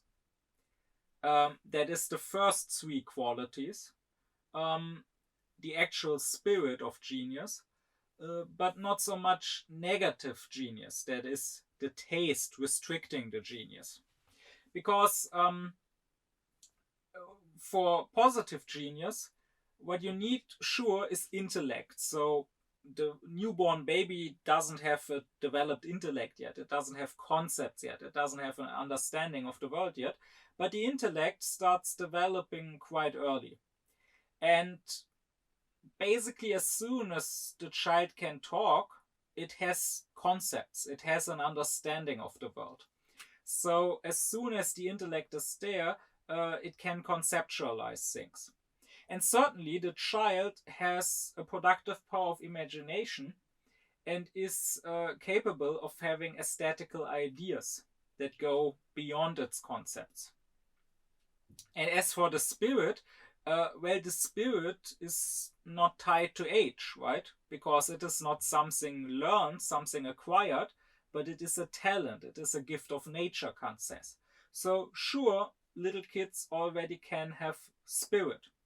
And we find that in the products, in the artistic products of children, whether they are painting an image, whether they are drawing something, or whether they make up some story and they're playing, imagining some scenario that they are playing out. This can sometimes be quite geistreich, quite spirit rich. So children can find quite fitting, quite wonderful, and quite original expressions and depictions for their aesthetical ideas. But what their products, their drawings, or their stories they tell, what they are usually not is being quite tasteful in their form. They usually have elements that are a little overdone, that don't quite fit to each other, that are not as harmonious. And that also makes sense within Kant's philosophy, if you think about it. Because if you watched my lectures on taste and on the power of judgment, I said that taste is a form of the power of judgment. It is the aesthetical power of judgment to Kant. And as for the power of judgment, Kant says that it develops later in life than the intellect. He says that little children don't have power of judgment yet, at least not a good one, not a trained one, but rather we have to train it in the course of our lives. And it cannot just be taught to us, because it's not like the intellect just following a rule, but rather we can only train it through using it, through again and again making judgments and thereby learning how to judge, and through examples. So Kant would say that the taste, and I talked about that in the lecture on taste, the taste can best be trained and cultivated through being surrounded by examples of good taste, through coming in contact with classical works of art that stood the test of time and that show me what a tasteful artwork, so what something that is liked by everyone looks like. And again, taste is something that the products of children don't yet have necessarily. So they are often not beautiful. They often don't have a form that will be universally liked, but rather they have a form that makes them only liked by the artist himself, by the child, and maybe also by the parents, but even they are probably just saying, oh, that's such a beautiful picture, because they want to be nice to their child and not because it really fits with their taste. So taste is the one thing that the infant genius does not yet have. But the other three components of genius can very much be there in children already. And I think from that, you can also conclude how you should raise and educate a child when it comes to aesthetics, when you want the child to be able to be a genius artist. That is, you should try to improve and to develop the child's taste, again, by giving the child good examples. But on the other hand, you should leave the genius of the child, which is already there and which couldn't be taught anyways because it is a gift of nature, you should leave the genius alone. As I said in the last lecture on genius, Kant says that giving too many rules to genius, restricting particularly the spirit in the genius, restricting that too much, kills off the genius. And I think, unfortunately, if we look at how children are raised now, we are doing the exact opposite. That is, we are not refining the children's taste. We are not helping them develop and cultivate their taste through classical works of art. But on the other hand, we are giving them so many rules. We are telling them what to do and what not to do, that it restricts their genius. And that leads to, as that famous NASA study found, to, despite the fact that basically all children possess genius, most adults, most grown-ups not possessing genius.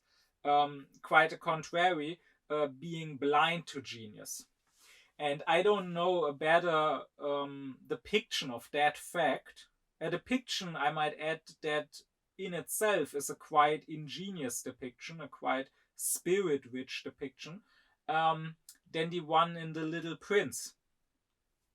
where the child draws a picture of a snake having swallowed an elephant. A quite spiritful picture, you could say. And yet the narrow-minded adults, whose genius has already died, are not able to see anything but merely the picture of a head. But coming back to Kant, to him, the taste doesn't really add to the genius per se. It has a more of negative function, restricting the genius, so that the genius only expresses itself within the bounds of what is tasteful, what is beautiful, meaning what can be liked by everyone. And in this, Kant stays basically true to his concept of freedom. I will come back to that soon when I get to Kant's practical philosophy, Kant's moral philosophy, and talk about what is freedom to him. But basically, and this runs like a red thread through all of his works, and you cannot understand him and his whole project as a whole without understanding this. Basically, to Kant, there's always the difference between what he calls wild freedom, unrestricted freedom, and freedom under law. And he always believes that the unrestricted wild freedom basically destroys itself. You can see that when it comes to the law of the state. Sure, we could have no state, we could have no laws. We could be free to just do whatever we want. But then the next best person I meet could murder me or could steal all my stuff. So it is better to live in a state that to some degree restricts freedom, because only through that way will your freedom actually be preserved.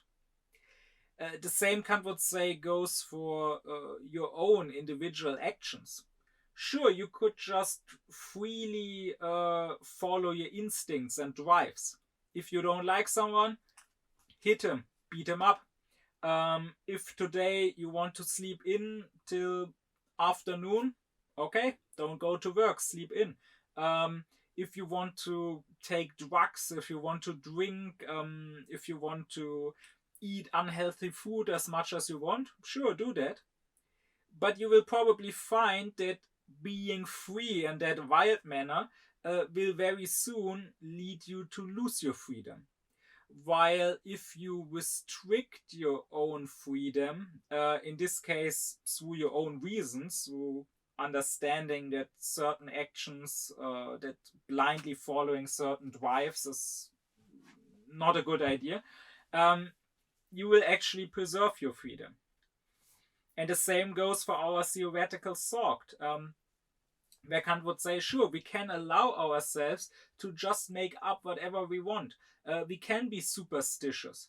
We can be mystics. We can believe in all sorts of magic and spirits and so on that go against the laws of nature. But then we basically kill off our own ability to understand the world and to deal with the world. If we understand the world through scientific laws of nature, we can use them, for example, for technology, for dealing with the world. But if we believe in all sorts of spooky, unseen powers, we never really know what to do or what to expect. So Kant's concept of freedom is always about restricting the wild freedom in order to preserve actual freedom. And this, I think, is also true when it comes to art. The genius, in its wild freedom, could produce all sorts of works of art, could produce with his spirit all sorts of wild and original expressions for his aesthetical ideas. But this would be like the ravings of a madman. it would not appeal to other people, and thereby it would defeat art itself. Art would stop being beautiful. Art would stop being liked by people, bringing pleasure to people, and people would not view that art anymore.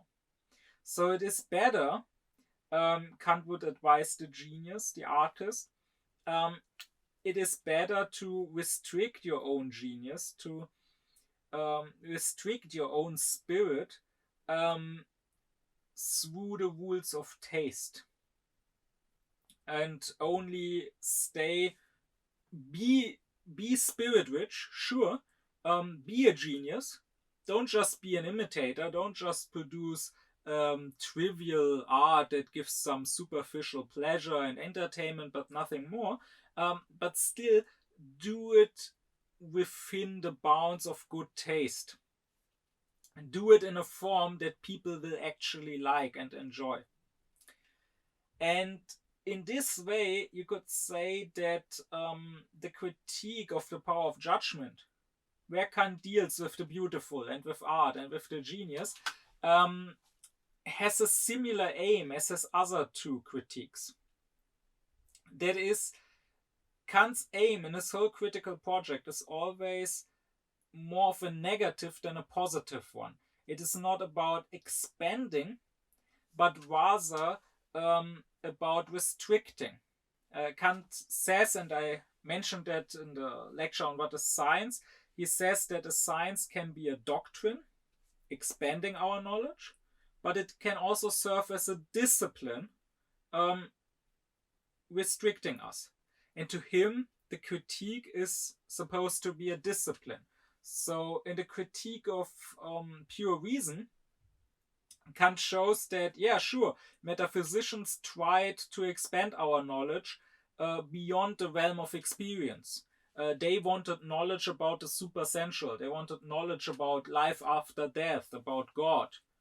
Well, Kant tries to discipline our faculty of cognition and to tell us this is not possible.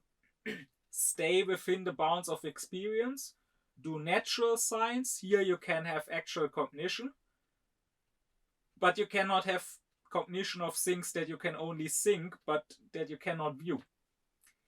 Well, in the critique of practical reason, Kant deals with our actions.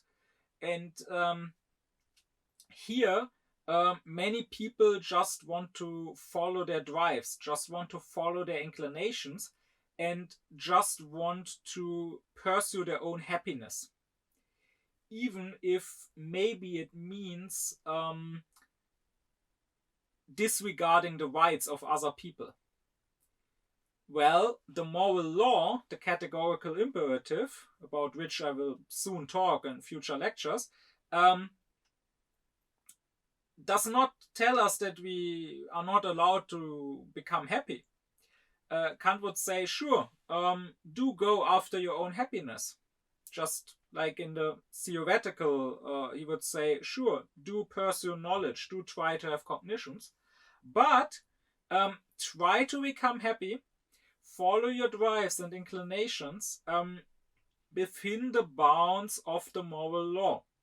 So within the bounds that other people's rights and the reverence, the regard you ought to have for their rights set your actions. Well, in the same spirit, Kant writes his critique of the power of judgment. So here it is a bit less obvious, therefore it is more often overlooked. But I find it unfortunate that people don't talk about this more when talking about the critique of the power of judgment and when talking about his aesthetics. Because only if you understand this can you really understand how it fits within his whole project. Well, here too, Kant basically says, don't endlessly expand. Genius should not just be creative and original and always produce new things, new ideas or new expressions of its ideas, but rather have some discipline. O artist, restrict yourself by whatever good taste dictates. Of course, there's a difference when you compare to the other two critiques, and that is maybe also why Kant here is not quite as clear, and why this intention of his is often overlooked. And that is that unlike in the theoretical science or in the practical science in morality, um, there is not really a rule that can be given. Like, you cannot give a proper rule to the intellect of what good taste is. Um, it is something everyone has to judge for himself. So, therefore, the critique itself, the critique of the power of judgment, cannot serve as a discipline as the critique of pure reason or the critique of practical reason can. It can only sort of show that a discipline is needed and that every artist should discipline himself. It can only sort of tell the artist or the wannabe artist that he should be mindful of creating something tasteful, creating something beautiful. But it cannot tell him how exactly that is done. Of course, we find Kant listened to very little nowadays. In the lecture on what is art, I said that to Kant there is this more trivial entertainment art, the mere pleasant art. And then there's the beautiful art, which according to him is supposed to be art of the genius. Well, I think nowadays we will find that those who claim that they are doing more than just entertainment, more than just pleasant art, they very much want to be geniuses, even if they won't use that word. But they, to even much larger degree than those wannabe geniuses of Kant's time, those young poets of the Sturm und Drang period, think that genius is just about originality. It is just about doing your own thing. And they think that not minding the rules of taste, not trying to be tasteful, is even a testament to their genius. Look at all those modern poets and musicians and architects and directors and so on, who want to create higher art, not just pop culture. You often find that what they create is something that no one can really like, that no one really finds beautiful, something very grotesque and distorted, very intellectualized. So surely they are thinking a lot of things, and all the high art critics can also think a lot of things and talk about a lot of things when seeing these artworks. But even if we put aside whether this intellectualization really is the mark of genius, even if they do have genius, what they don't have is taste. They often produce things that you can think everything about.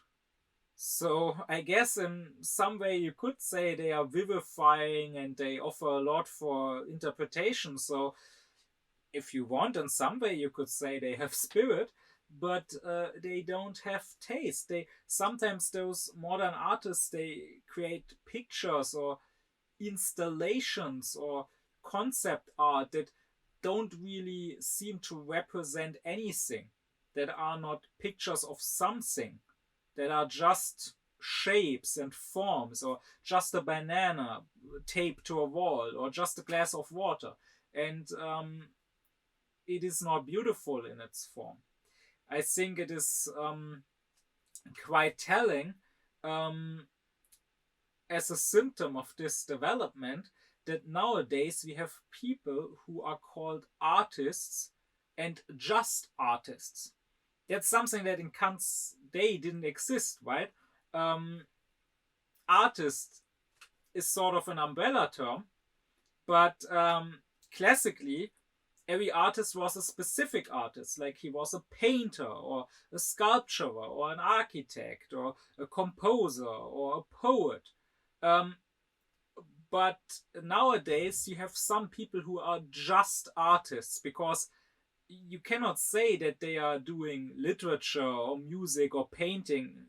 There is no word for what they are doing. They themselves could not tell you what it is they are doing when they are putting a glass of water somewhere, or just a bunch of butter smeared in a corner or whatever. And this is genius, or even, let's leave that aside whether it really is genius, but at least it is assumed genius, without any restrictions of taste. And these modern artists would probably even agree to that. They would say, yeah, I'm not trying to be tasteful. Maybe I am even trying to breed with taste, to create something that is grotesque or obscene, that people will not like and find beautiful, but rather find shocking or repulsive or whatever. Many of these modern artists would take pride in their tastelessness, and they would say that taste is like a straitjacket, restricting you, not allowing the free expression of artistic genius. And well, the thing is, Kant would not disagree with them. He would say, yes, taste does restrict you. It does cut away at the wings of genius with which it freely wants to fly away. But he would say that is a good thing. And you need to have some self-restraint. He would say, just like the state with its laws restricts the wild freedom of the natural state, but thereby gives you true freedom and security, so taste should restrict the freedom of the artist. This is like those Americans who are gun obsessed and who will say it is their freedom to own guns. Well, yes, but this freedom also includes the freedom of others to run amok at a school and to kill a bunch of children. I would rather have less freedom. I would rather have people in my society not own guns, and therefore have the freedom to go to school without fear. And just like I find it silly to be proud of your gun ownership and of this American freedom, I very much find it silly when an artist is proud of his tastelessness in that way. Only if you understand this concept of freedom Kant has, and his aim at disciplining the wild freedom, only then, as I already said, can you really understand how the critique of the power of judgment fits within his whole project. Because only then can you understand that Kant, in all of his works, is a philosopher not just in the school sense, but in the world sense. I talked about this in my lectures on what is philosophy and metaphysics and wisdom to Kant, specifically the lecture on wisdom, because to Kant there is the philosopher in the school sense, the metaphysician, who wants to, like any scientist, acquire certain knowledge, understand certain things, certain phenomena. But Kant's aim is not just to understand, to merely understand the phenomenon of beauty, or of taste, or of the genius, but rather, he says, the philosopher in the world sense should be the wise person, the sage. He should be the one who understands the true purpose of humanity, who understands where we should go, what our goals should be. And therefore, Kant describes him, and I explained in that lecture, as the lawgiver of reason.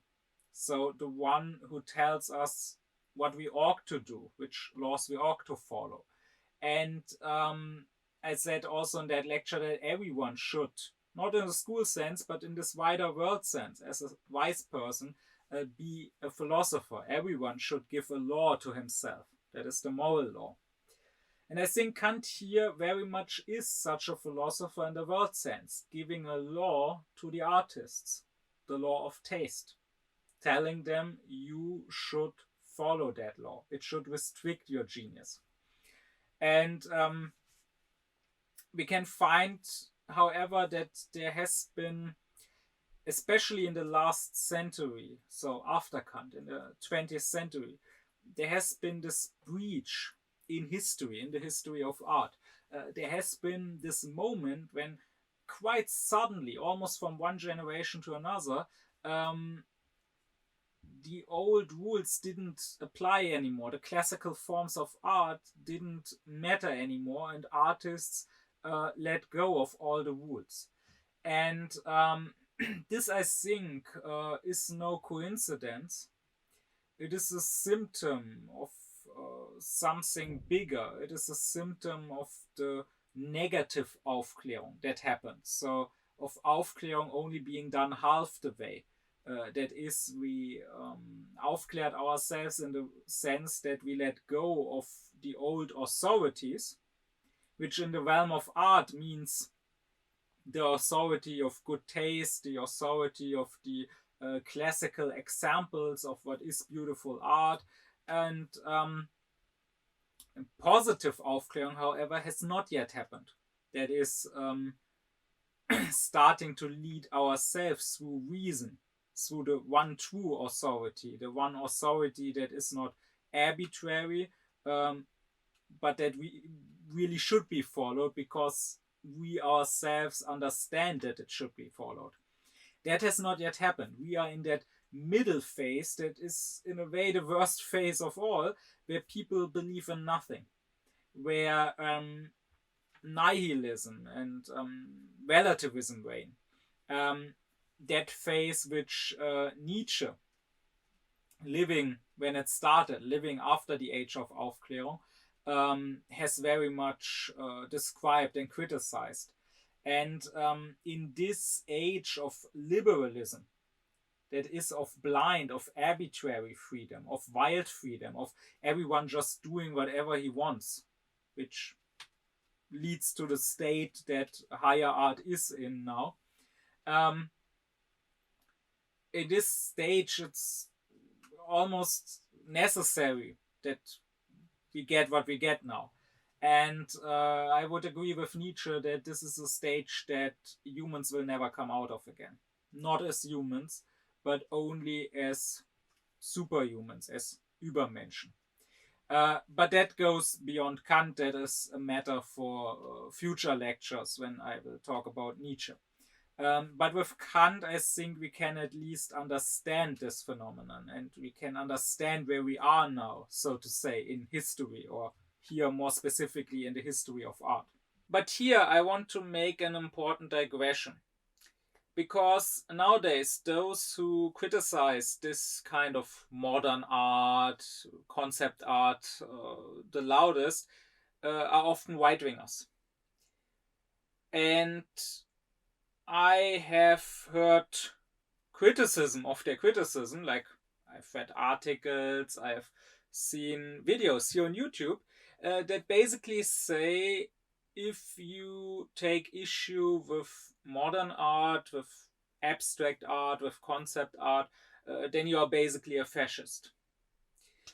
Now, personally, I don't know what your definition of fascism is. My definition of fascism isn't wanting to live in a city with beautiful buildings. But still,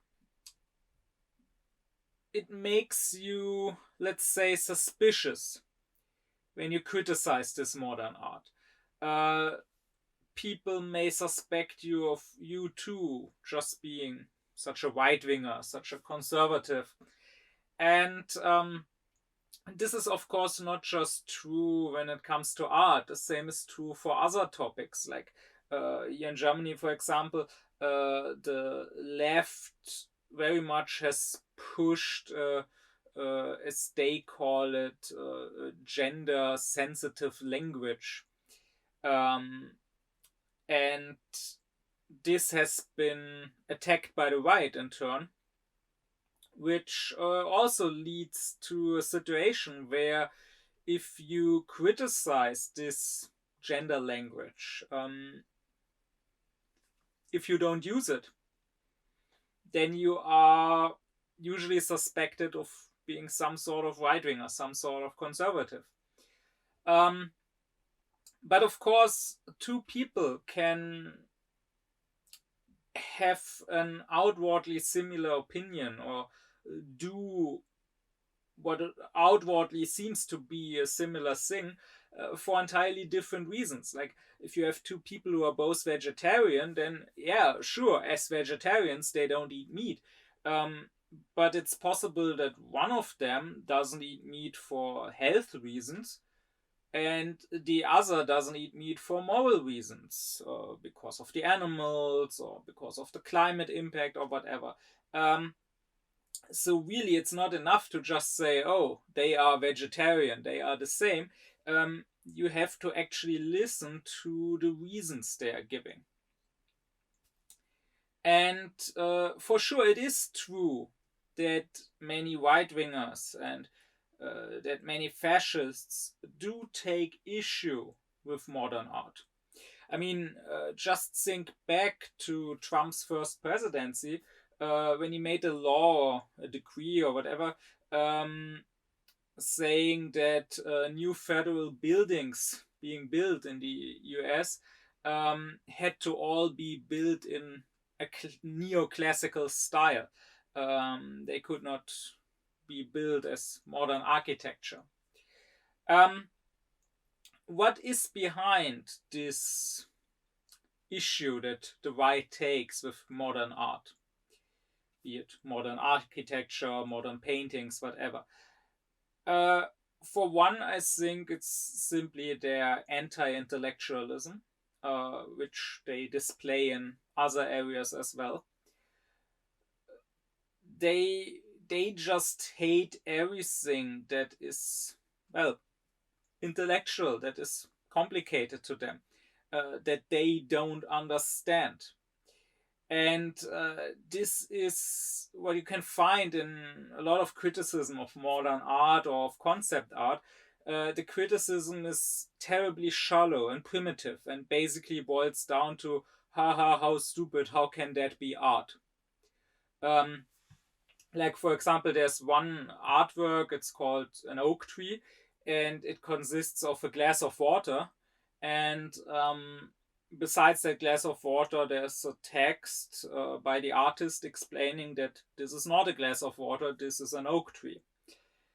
And this work of art relates to the old Christian teaching of the transubstantiation. That is, when you eat the bread and when you drink the wine in the Eucharist, it's supposed to be the flesh and the blood of Jesus, right?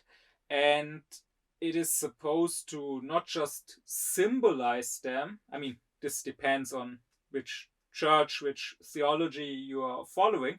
But at least classically, it's supposed to not just symbolize them, but to literally be the flesh and the blood of Jesus. And you're supposed to drink this wine and not imagine that you are drinking wine, but that you are drinking the blood of Jesus. And in the same way, the artist tells you this glass of water doesn't just symbolize an oak tree, it is an oak tree, and you're supposed to take it as an oak tree. Now, I read here on YouTube in the comments, I read people making fun of that work of art. And the criticism boiled down to people saying, ha ha ha, how can this be art? It's just a glass of water. I fill a glass with water every morning and then drink it. Am I an artist now? I should start taking millions of dollars for the glass of water I'm filling.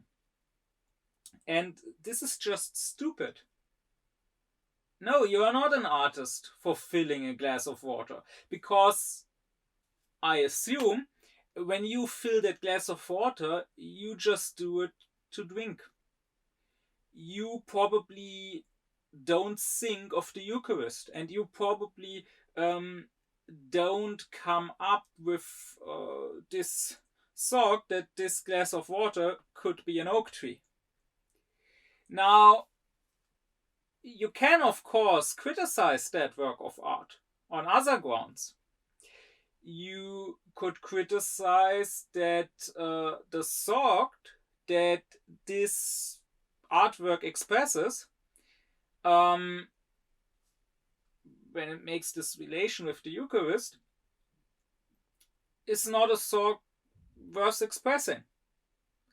Or maybe you could say, as a criticism, what this artwork tries to say has worth, should be said, but the artwork doesn't say it in a good way. It shouldn't be expressed in this manner by using a glass of water and claiming it's an oak tree. You could bring forth such a criticism.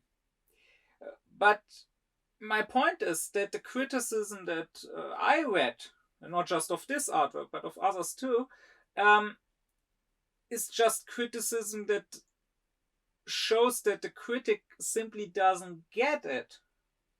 It's not that the critic says, I got it, but I still think for those and those reasons that what I got was wrong or was stupid or whatever, but just they don't get it. They just say, haha, it's just a glass of water, haha, it's just a banana taped to a wall, without caring, without asking, why is there a glass of water? Why is there a banana? What does it say?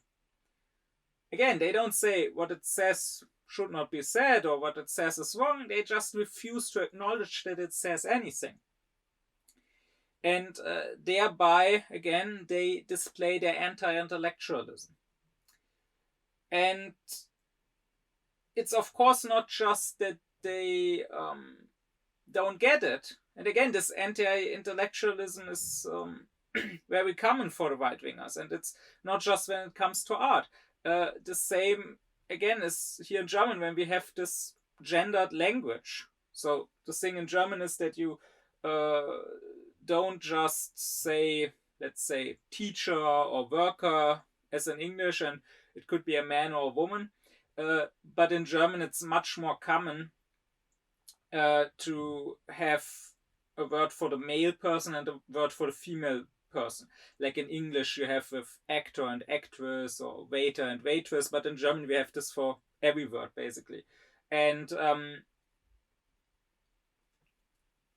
this gender language is about not using the regular word like teacher for a group of both male and female teachers, because the claim is that this is the male word, that this is a generic masculine plural, and the demand is to use both the male and the female word. So to basically say teachers and teachresses, if that word existed in English.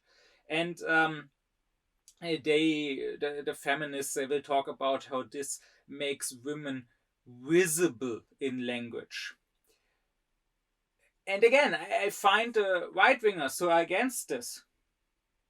And I say that as a person who doesn't use this gender language and who has many reasons to dislike that gender language, but I find them to just not engage with the argument. They just refuse to even acknowledge the reasons that are given why we should speak this way. And they just say, oh, this is raping the language, this is destroying the German language, as if those of all people cared about the German language. If you knew German and if you listen to them, their German is terrible. So yeah, this anti-intellectualism is about simply not acknowledging the argument, not acknowledging the reason given. But of course it goes beyond just not understanding. Those people also get angry at not understanding. They they hate when they are made to feel stupid or uneducated or whatever. That is one reason for them to hate intellectuals and to hate anything that is too complicated to them. It's like an inside joke, or it's like a riddle that they can't solve, and that makes them resentful. This reminder that there's a lot of things that go beyond their horizon. And I mean, as Nietzsche showed, fascism in general is driven by resentment. It is driven by not so much open and direct hatred, but by this inner hatred that gnaws at your own heart. Or as Wilhelm Reich showed, it's not just resentment in general, but rather it's very much resentment against life. Fascism is basically a death cult. They want to destroy life itself, because they feel betrayed by life. They feel not really alive. They feel scared of life. They hate life, and so they want to destroy life and resent it. And as a side note, I think that Kant's whole theory of pleasure and pain, which I discussed in a previous lecture, very much helps understanding this, because as I explained there, Kant says that pleasure is a feeling of my own life, of my own vitality. And on the other hand, pain is a feeling of life being blocked, life being diminished. So here, when there is something that they don't get, something that goes beyond their intellect, something that is too complicated for them, that is basically a blocking of their life, right? Their intellect can't deal with this, can't understand this, so they feel their life force, or more specifically in this case their intellectual force, attacked and blocked, and that is felt as some sort of displeasure. But it goes further than that. This anti-intellectualism of the right, it's not just that they dismiss things simply because they don't get them. It's also not just that they hate the fact that they don't get it, and that they get angry and resentful about it. But rather they have, in a way, very good reason for their gross and primitive materialism and objectivism. They have a reason to reject all sorts of idealism and to attack them or to make fun of them. They have a reason to claim that whatever they hold to be true simply is the obvious truth, and it's just common sense and common reason that this is true. It doesn't even need any proof, any arguments. It's just obviously true. And the reason for that is that it frees them, it liberates them from all sorts of responsibility. If idealism is true, if consciousness makes being, then I'm responsible for how I experience the world, because it's not that I just experience the world as it is, but as I make it, as I choose to look at it. It's then the perspective I choose to take. But if I pretend that the way I see the world just is how the world is, then I'm not responsible for it, right? So if I have opinions that are racist, or that demean women or whatever,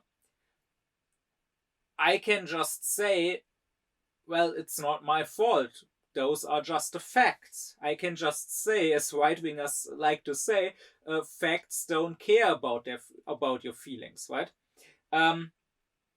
So I can say things like, I don't know, immigrants or black people or whatever, they commit more crimes, or they have a lesser IQ or whatever. And that's just a fact. The statistic shows it. It's not my fault for pointing out the fact. It's just the objective fact. And I don't have to acknowledge that I choose to look at the world like this. I choose to pick this group of, let's say, criminal people and to say, oh, they are immigrants, they are black people, that must be the reason for their crimes.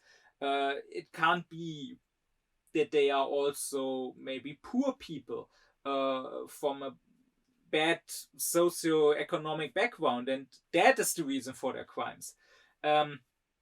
And it also can't be that the system is racist, that maybe a white person and a black person committing the same crime will not get the same punishment on average, but the black person will get a harsher punishment by the judge. No, it can't be that. So I don't have to acknowledge, with this anti-intellectualism, responsibility for how I view the world. I can pretend that this is just how the world is, and that there is no other possible way to view it except wrong ways by naive and idealistic leftists who don't want to see the truth because it hurts their feelings.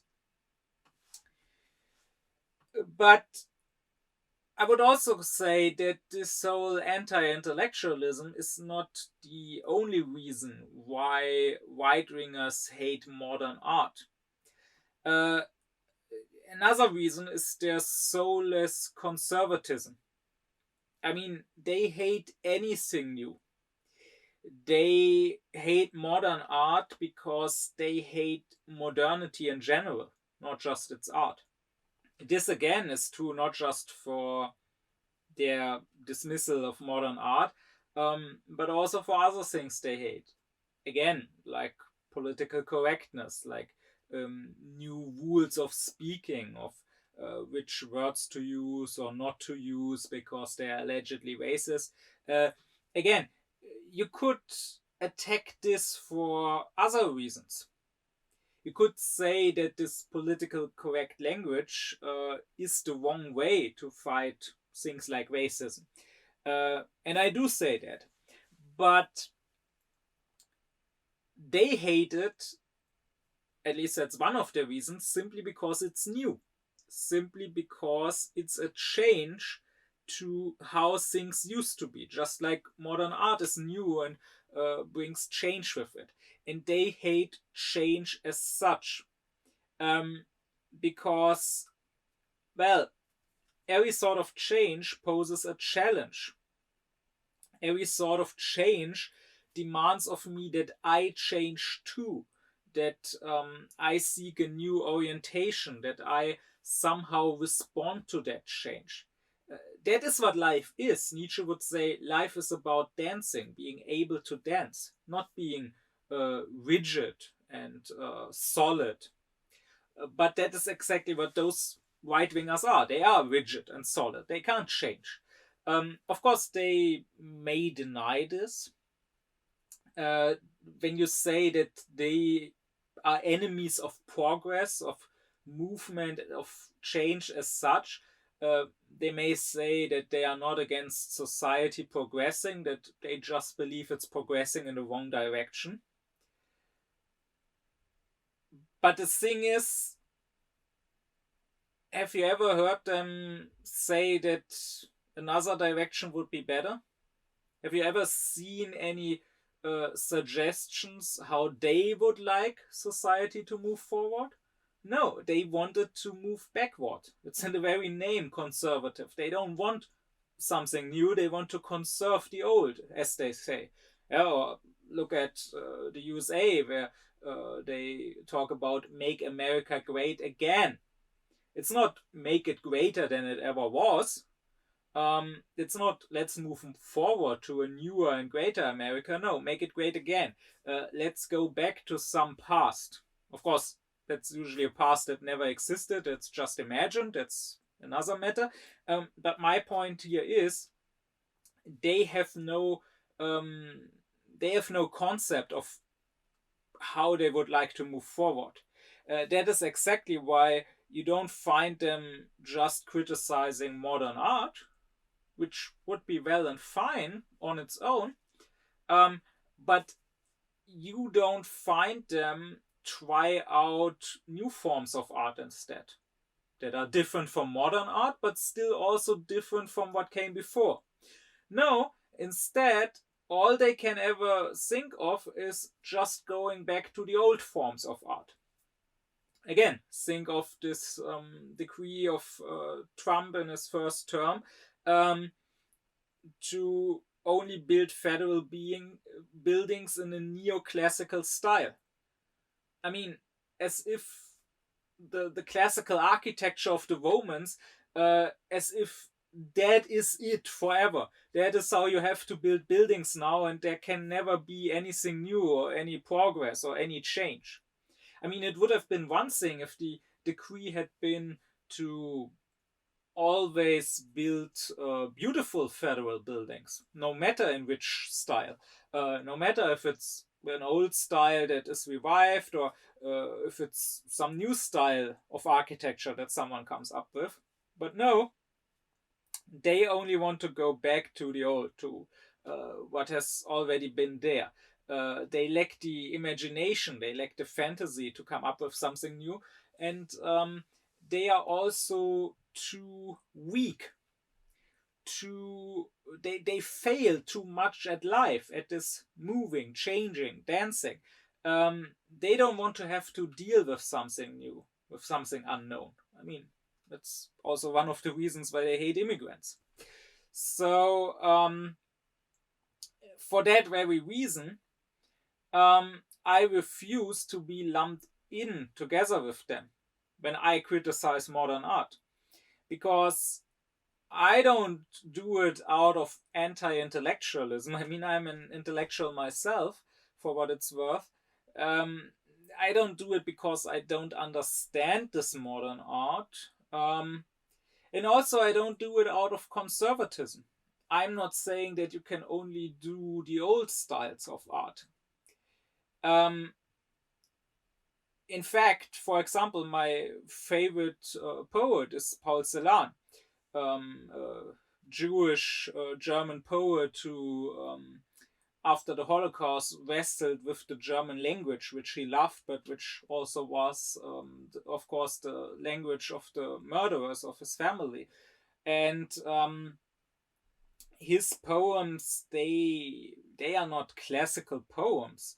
Like they don't usually rhyme or anything. So it's not that I am someone who only wants the old style of poetry, of architecture, or whatever. I'm very much open for new styles if they are good, if they are beautiful, if they are ingenious.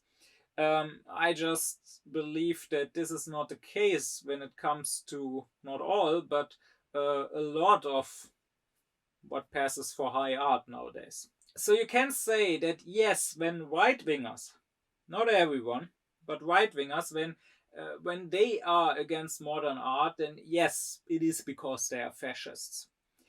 Because after all, fascism is against pluralism, against dancing, against having a dialogue, against life, because all of that is too challenging. What fascism is about is what the Nazis called Gleichschaltung.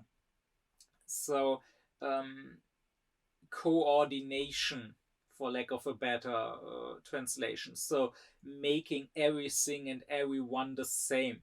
Everyone having to march along in lockstep behind the leader, or even without the leader in perfect fascism. Fascists want everything to be the same because they don't want to be challenged.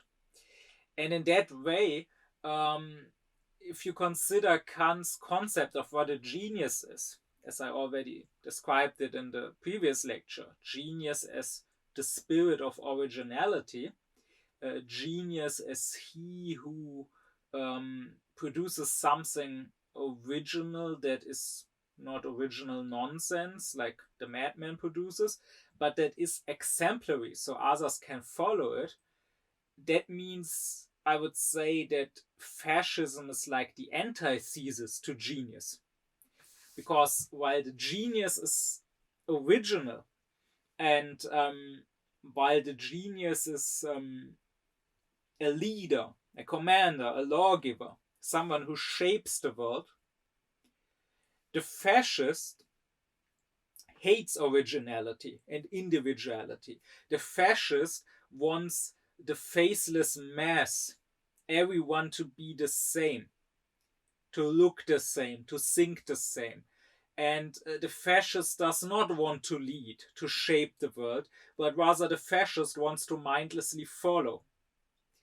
And in that sense, I would say fascism is actually about nothing else but a rebellion of sorts of the non-geniuses against genius. And fascism tries to destroy and to make impossible the genius. I would even, as a side note, I would even go so far as to say that this explains the anti-Semitism of the Nazis. Because if you think about it, about Kant's concept of the genius, you could say that the Jews represent genius on the level of not the individual, but on the level of peoples. That is not to say that individual Jews, that they are all geniuses. I'm not racist enough to claim that Jews are some sort of other species from other people. So, of course, individual Jews can be geniuses or can be non-geniuses just as much as individual Gentiles. But my point is that taken as a whole, taken as a people, the Jews do represent genius in history. They are a people of originality and of exemplary originality. I mean, just look at the form of religion they came up with, which was very original in antiquity, and then look how that was taken as exemplary by other people, by the European people, by the Arab people, and how the Europeans with Christianity basically followed the genius, the original example of the Jews, including the German master race, which the Nazis claimed to belong to, which wasn't a race that led, but a race that followed the Jewish example. And so it makes sense, if you hate genius, if you want to destroy genius, to, of course, fight individual geniuses, and the Nazis, of course, did that too, fighting any original artist, any original thinker, but also to fight the Jewish people as such. And so you can say, considering the four components of the genius that Kant mentions, that the right-wingers, they want art to be spiritless. They want art to basically be empty, to not have anything to say to people, to not help in their cultivation, in their Aufklärung, but rather they want just the empty form. And that is precisely why the art of the fascists is never good art. I mean, what is left nowadays of their art, of the art the Nazis produced, let's say? They didn't produce anything lasting, anything with a big cultural impact, because they didn't produce art of genius. They were just what I discussed in the last lecture, following in the footsteps of actual geniuses, or rather, as again I discussed in the previous lecture on genius, they were not even following, they were aping, mindlessly copying everything, even the mistakes. And so if you look at how they depict people in their paintings and their statues, they just follow they just follow what Kant would call the normal idea of beauty. I discussed that in my lecture on the connection between beauty and freedom and morality. How the ideal of beauty of a beautiful person to Kant consists of two parts: of the normal idea how a person should look like, not looking too grotesque, but rather sort of the middle, the median of all the people you know. But then the other half of the ideal of beauty to Kant is an expression of morality in a person, and that is exactly why the paintings or the statues or whatever of Nazis lack. They just depict the normal idea of a person. So they depict the iron, the good-looking, blonde, blue-eyed person, but it lacks actual spirit. It lacks an actual expression of goodness, of morality, and that is why their art can never really be liked, can never really bring us pleasure. Because even if the people they depict are not ugly, there's nothing behind this perfect facade. Of course, it's not just that their art isn't liked by us because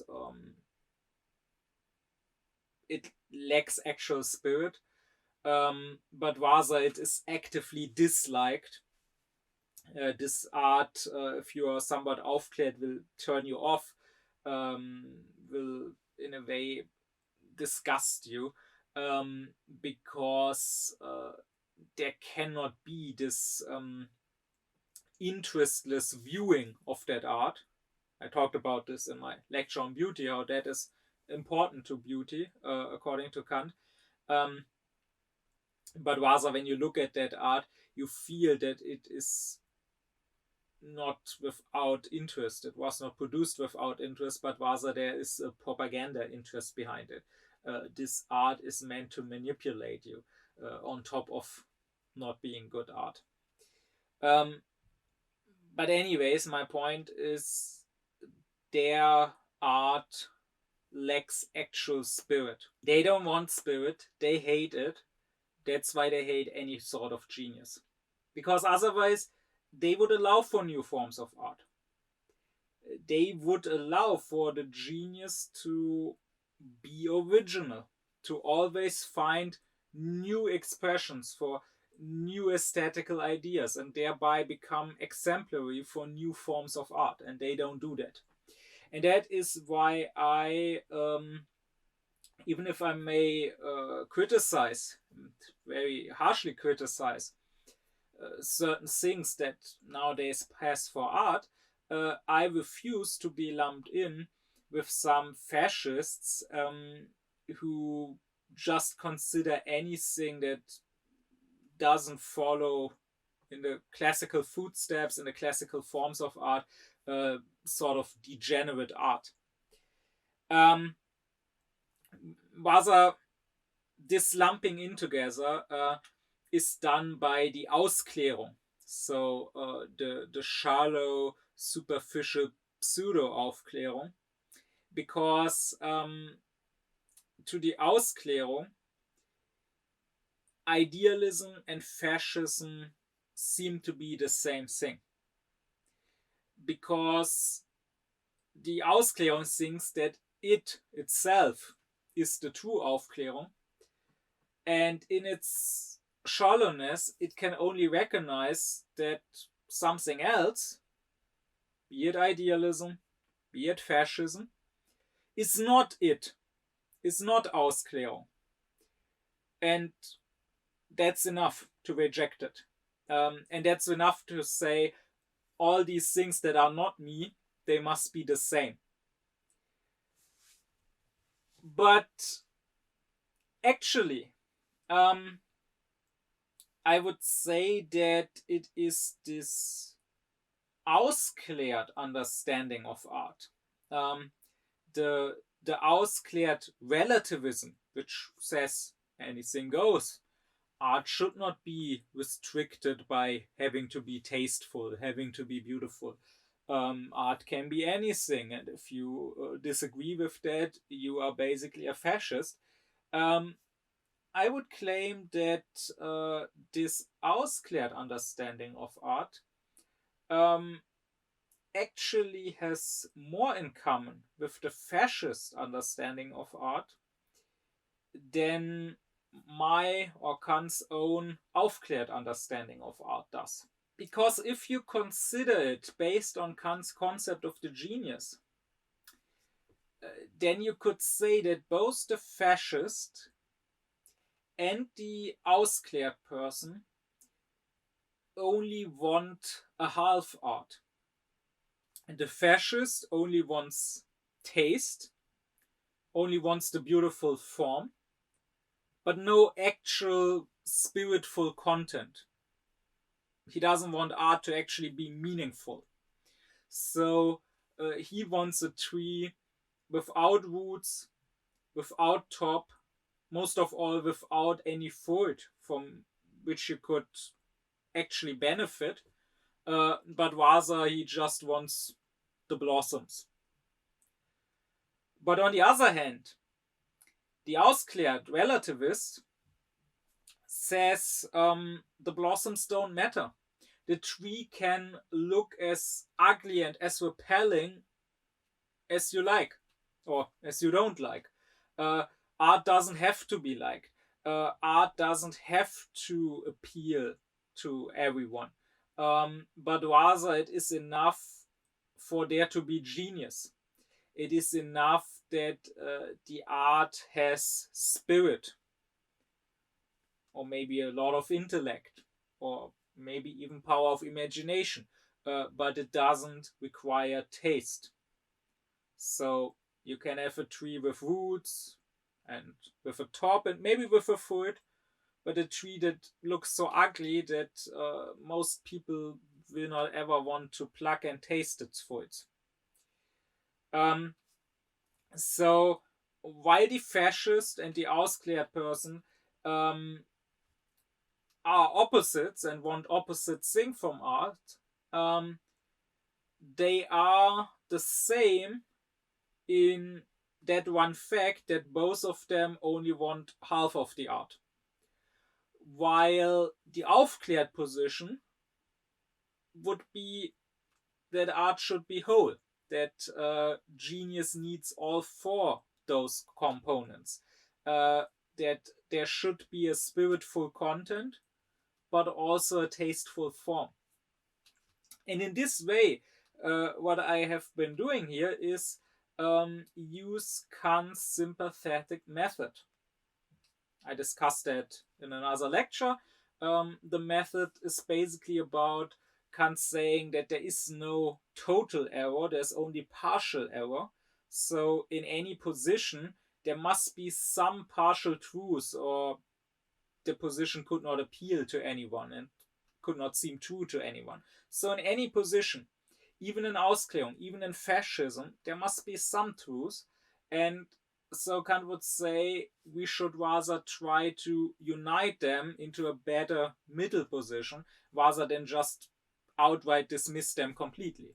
And I think that is what I have just been doing.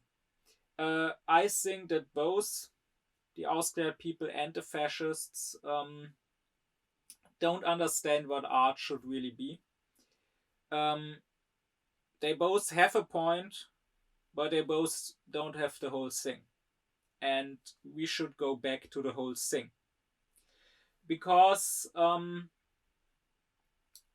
spirit is, of course, important. Art should not be empty. Art should not be shallow. art should actually cultivate and aufklär you. But art should be tasteful. It should appeal to people. Otherwise, you have what Kant would call aesthetical egoism. When I someday get to Kant's concept of Aufklärung, I will address egoism and its opposite, pluralism, more.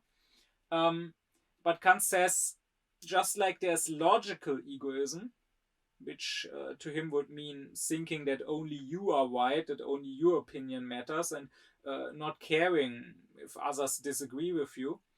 And just like there's moral egoism, which again means that only your moral judgment matters, and what others deem to be moral or immoral doesn't factor into your judgment. Just like that, there's also aesthetical egoism. Only caring about your own aesthetical judgment, only caring about something appealing to you,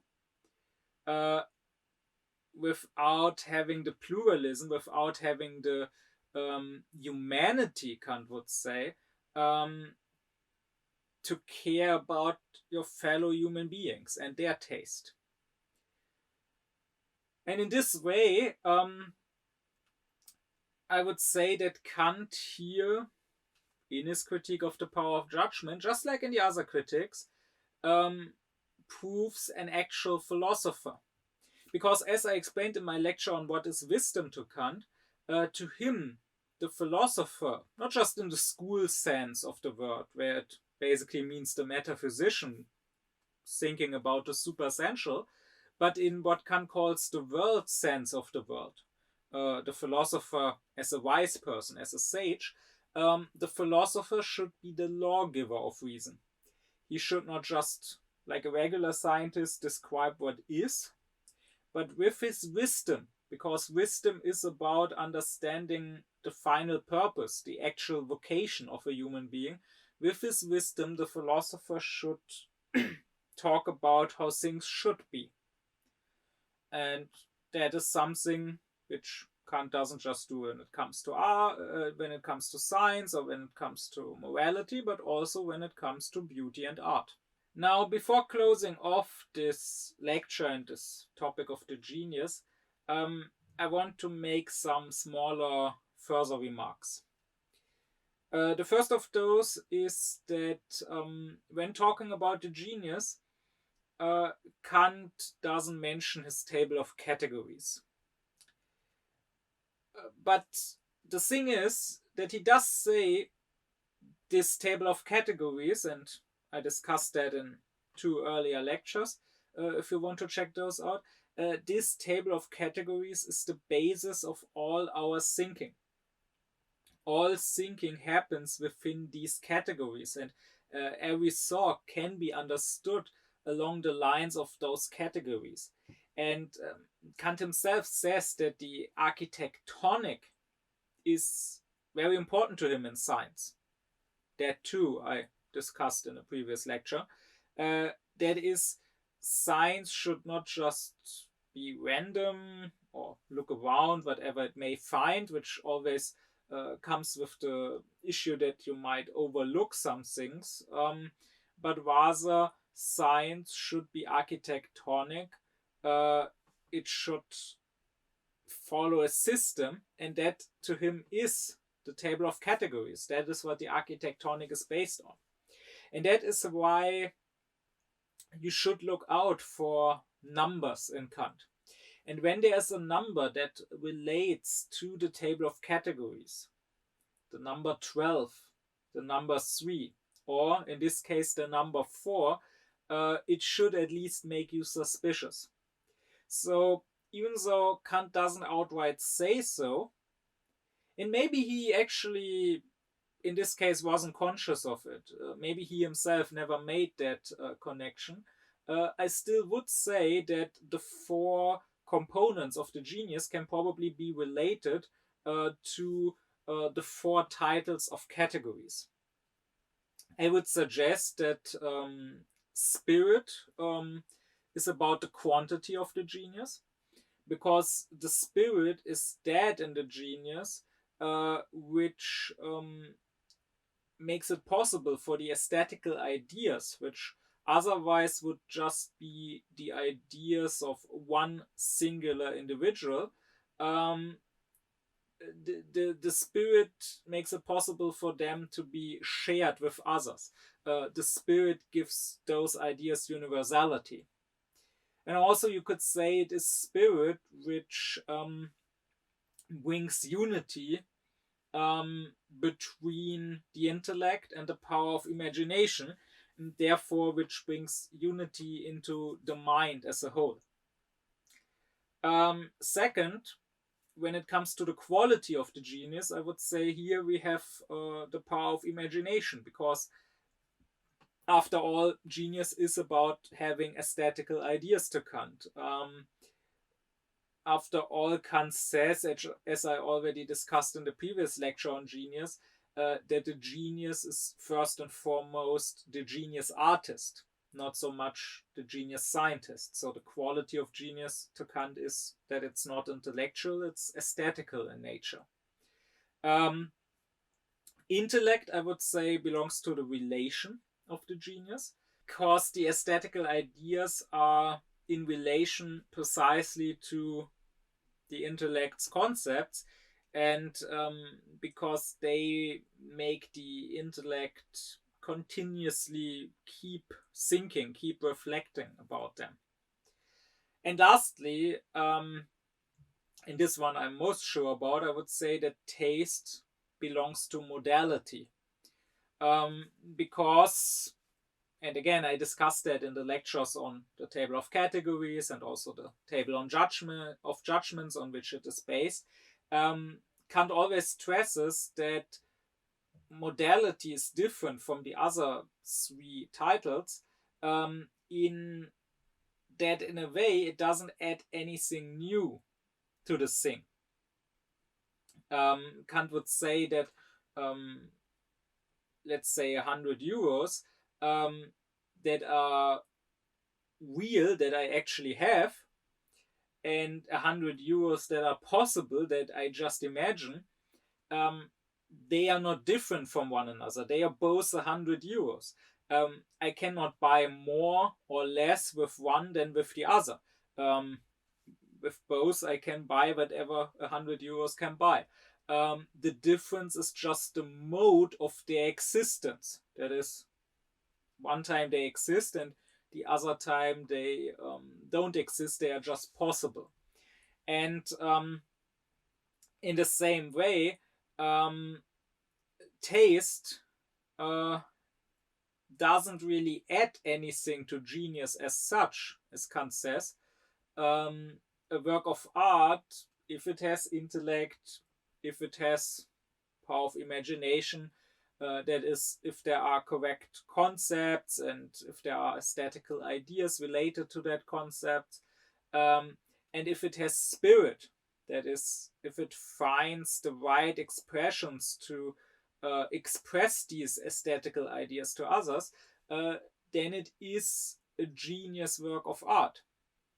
And making it tasteful, making it beautiful, doesn't make it more genius. It just changes the mode in which this artwork exists and is presented to others. My second remark would be that while Kant says genius has those four components and none of them should be lacking completely, that doesn't mean that every genius has them in equal parts.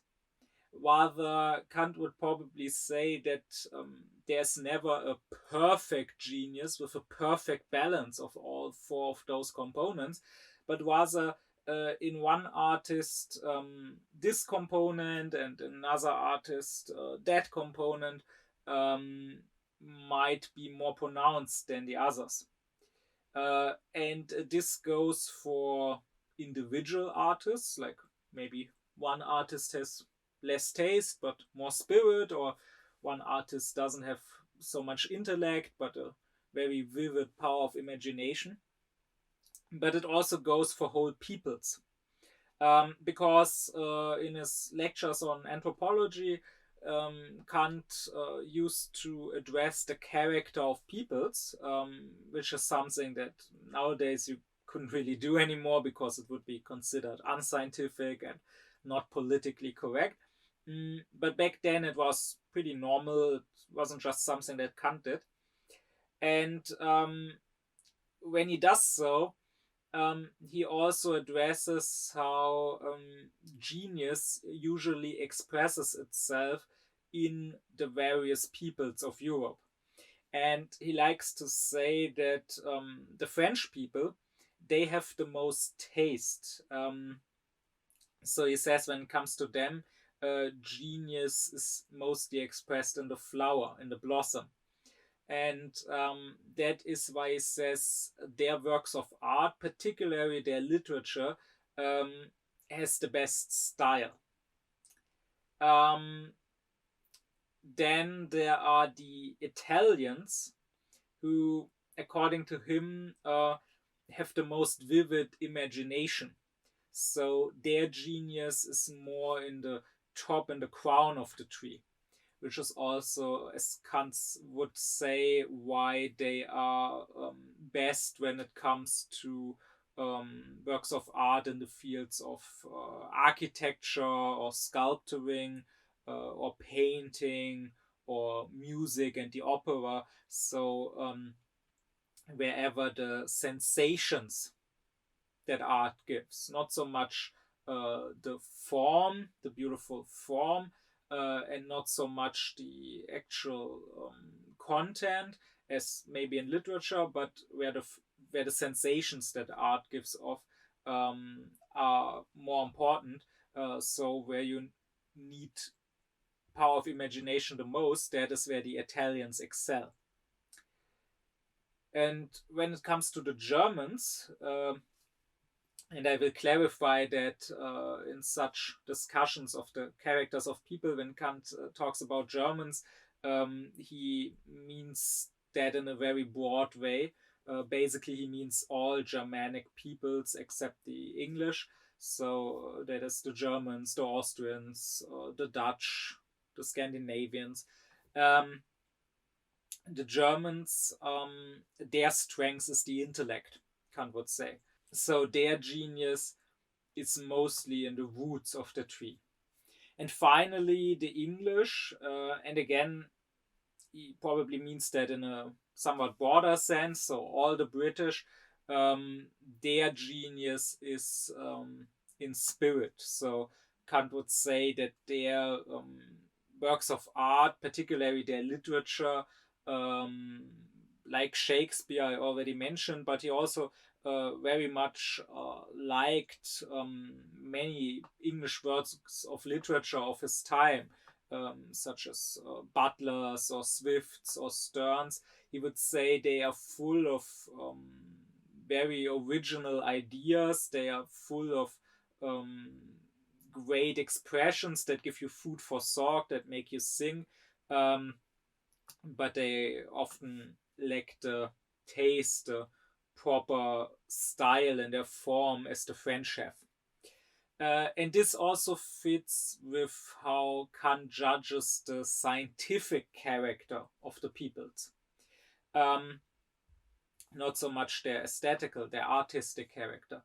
Because here too, Kant says that the works of the French, such as Montesquieu or Voltaire, they are very refined in their style, but they are often more shallow. They have less actual content. They don't bring science forward so much. While, on the other hand, the English, they are very original. They always have great new ideas. So it is great to read works by English authors such as Hume, because they give your own intellect food for thought. They make you think. They make you consider new thoughts, new perspectives. But they don't just lack the beautiful style of the French. They also often don't go in depth. That is, they don't really take their own original ideas and really think them through. And the Germans, on the other hand, Kant would say they neither have the beautiful style of the French, nor do they have the originality and new ideas of the English. They are ruled by the spirit of following, so they take up what they get from other nations and sort of follow in their footsteps, sort of copy them, sort of imitate them. But they are very thorough. They have a very pronounced intellect and power of judgment, and they go in depth. They finalize, so to say, what, for example, the English have come up with. And I mean, that's exactly what Kant did with Hume, right? Hume was the one to discover, well, okay, causality is not something that we get from experience. But Kant was the one to understand that this is not just true for causality, but also for the other 11 categories of our thinking. And Kant was the one to explain that those come from the intellect, and we don't take them out of experience, but we need them to make experience. They are conditions of the possibility of experience. And also, Kant likes in his anthropology to talk about the classical four temperaments. And while he never relates those directly to the genius, he does relate them to the national characters of the European people. And since he relates the components of the genius to those same characters, we can maybe create an indirect relation between the temperaments and the components of genius. Namely, Kant would say that the French have a more sanguine temperament, and the Italians, they are more choleric, and the Germans, they have a phlegmatic temperament, and finally the English, they are a more melancholy people. So for Kant, being melancholy doesn't necessarily mean being sad, being depressed. It can possibly lead to that, but rather it means being more deep, being more profound. So you may take your own feelings more seriously than the sanguine person, who can be in a good mood for a short time, but then also can be in a bad mood for a short time, but then soon it's forgotten and his mood changes again. So yes, if the melancholy person gets into a bad mood, it can be very bad, profoundly bad, it can be lastingly bad, but it's not necessarily that he's saying those people are depressed or anything. But anyways, since he says that the English, they are the most melancholy people, and since he also says that they have the most spirit in their art and even in their science, and since spirit is sort of the core of what makes genius, since spirit is the actual original part of genius, we could probably say that genius is, in Kant's mind, even if he doesn't outright say so, connected somewhat to melancholy. And that is, after all, an opinion that you find expressed often, not in Kant, but by many people. There's this cliche of the melancholy of the somewhat sad artist. And here we maybe have what Kant would say about that. That yes, there is some truth to that, because the actual genius, if he is original, if he has some depth, if he is profound in some way, then he must be of a melancholy temperament. Finally, and also related to this, Kant would also say that the various kinds of art, while art in general requires genius, they require different components of genius to different degrees. So he would say that when it comes to paintings, you need a vivid power of imagination, and paintings or also sculptures or architecture, um, they also mostly speak to our own power of imagination as viewers of this art. While on the other hand, when it comes to poetry, to writing of any sort, Kant would say here more intellect is needed. Here you need proper concepts, you need proper understanding. I mean, the painter also needs a concept, but maybe it's fine if he has just one concept of that one object he's painting. But if you are writing a poem or a play for the theater, you need more intellect, you need more concepts, Kant would say. And this also creates a sort of hierarchy in Kant's mind of the arts. So to him, the art of writing is the highest art, while music to him is a sort of lower art. Music doesn't require genius so much. There are even passages where it seems that to Kant music doesn't really require genius at all, isn't really part of what he calls the beautiful art. I discussed the various kinds of art in my previous lecture on what is art, but rather that he subsumes music under the merely pleasant and entertaining art. It's a little unclear sometimes. So you would say that music is nice and can bring some, well, tranquility into your soul, but it doesn't really give you ideas. It doesn't really cultivate you like higher art does. You can make of that whatever you want, of course. Kant himself doesn't seem to have been such a great fan of music. That's also when you look at his biography, at what other people said about him, he doesn't seem to have had much of a sense for music. Surely other thinkers would strongly disagree. I mean, if you look at Schopenhauer or Nietzsche, who came later, in their hierarchy of arts, music is more like the highest art.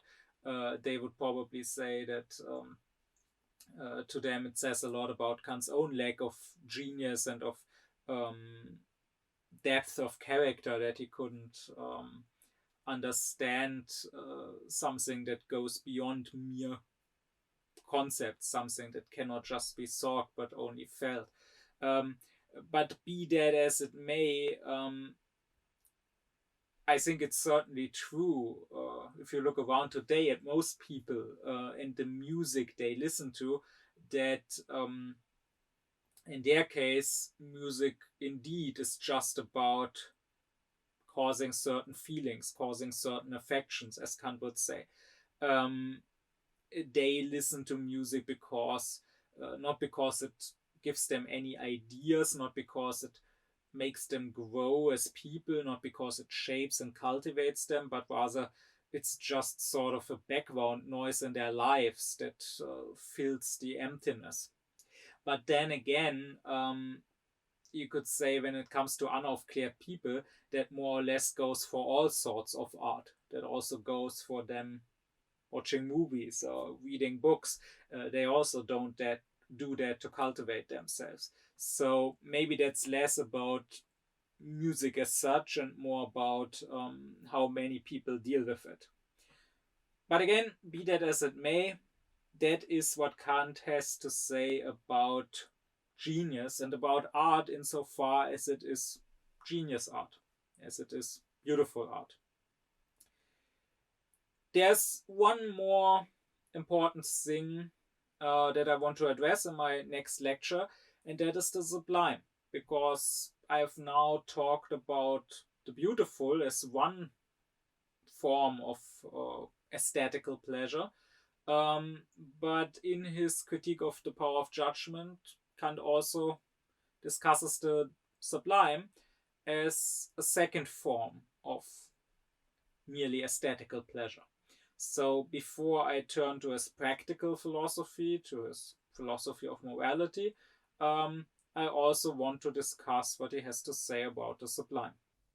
My deep thanks be to my supporters, Thomas Deuringer, Gernot Klaufen, Benjamin Lehning, Oblomov, Ökobong, Samet Özkilic, Elif Özün, Yasin Özün, Christos Pay, Alexander Reuter, Lisa Rinner, Ron Suhl, as well as to all others who support me and my Aufklärung cause.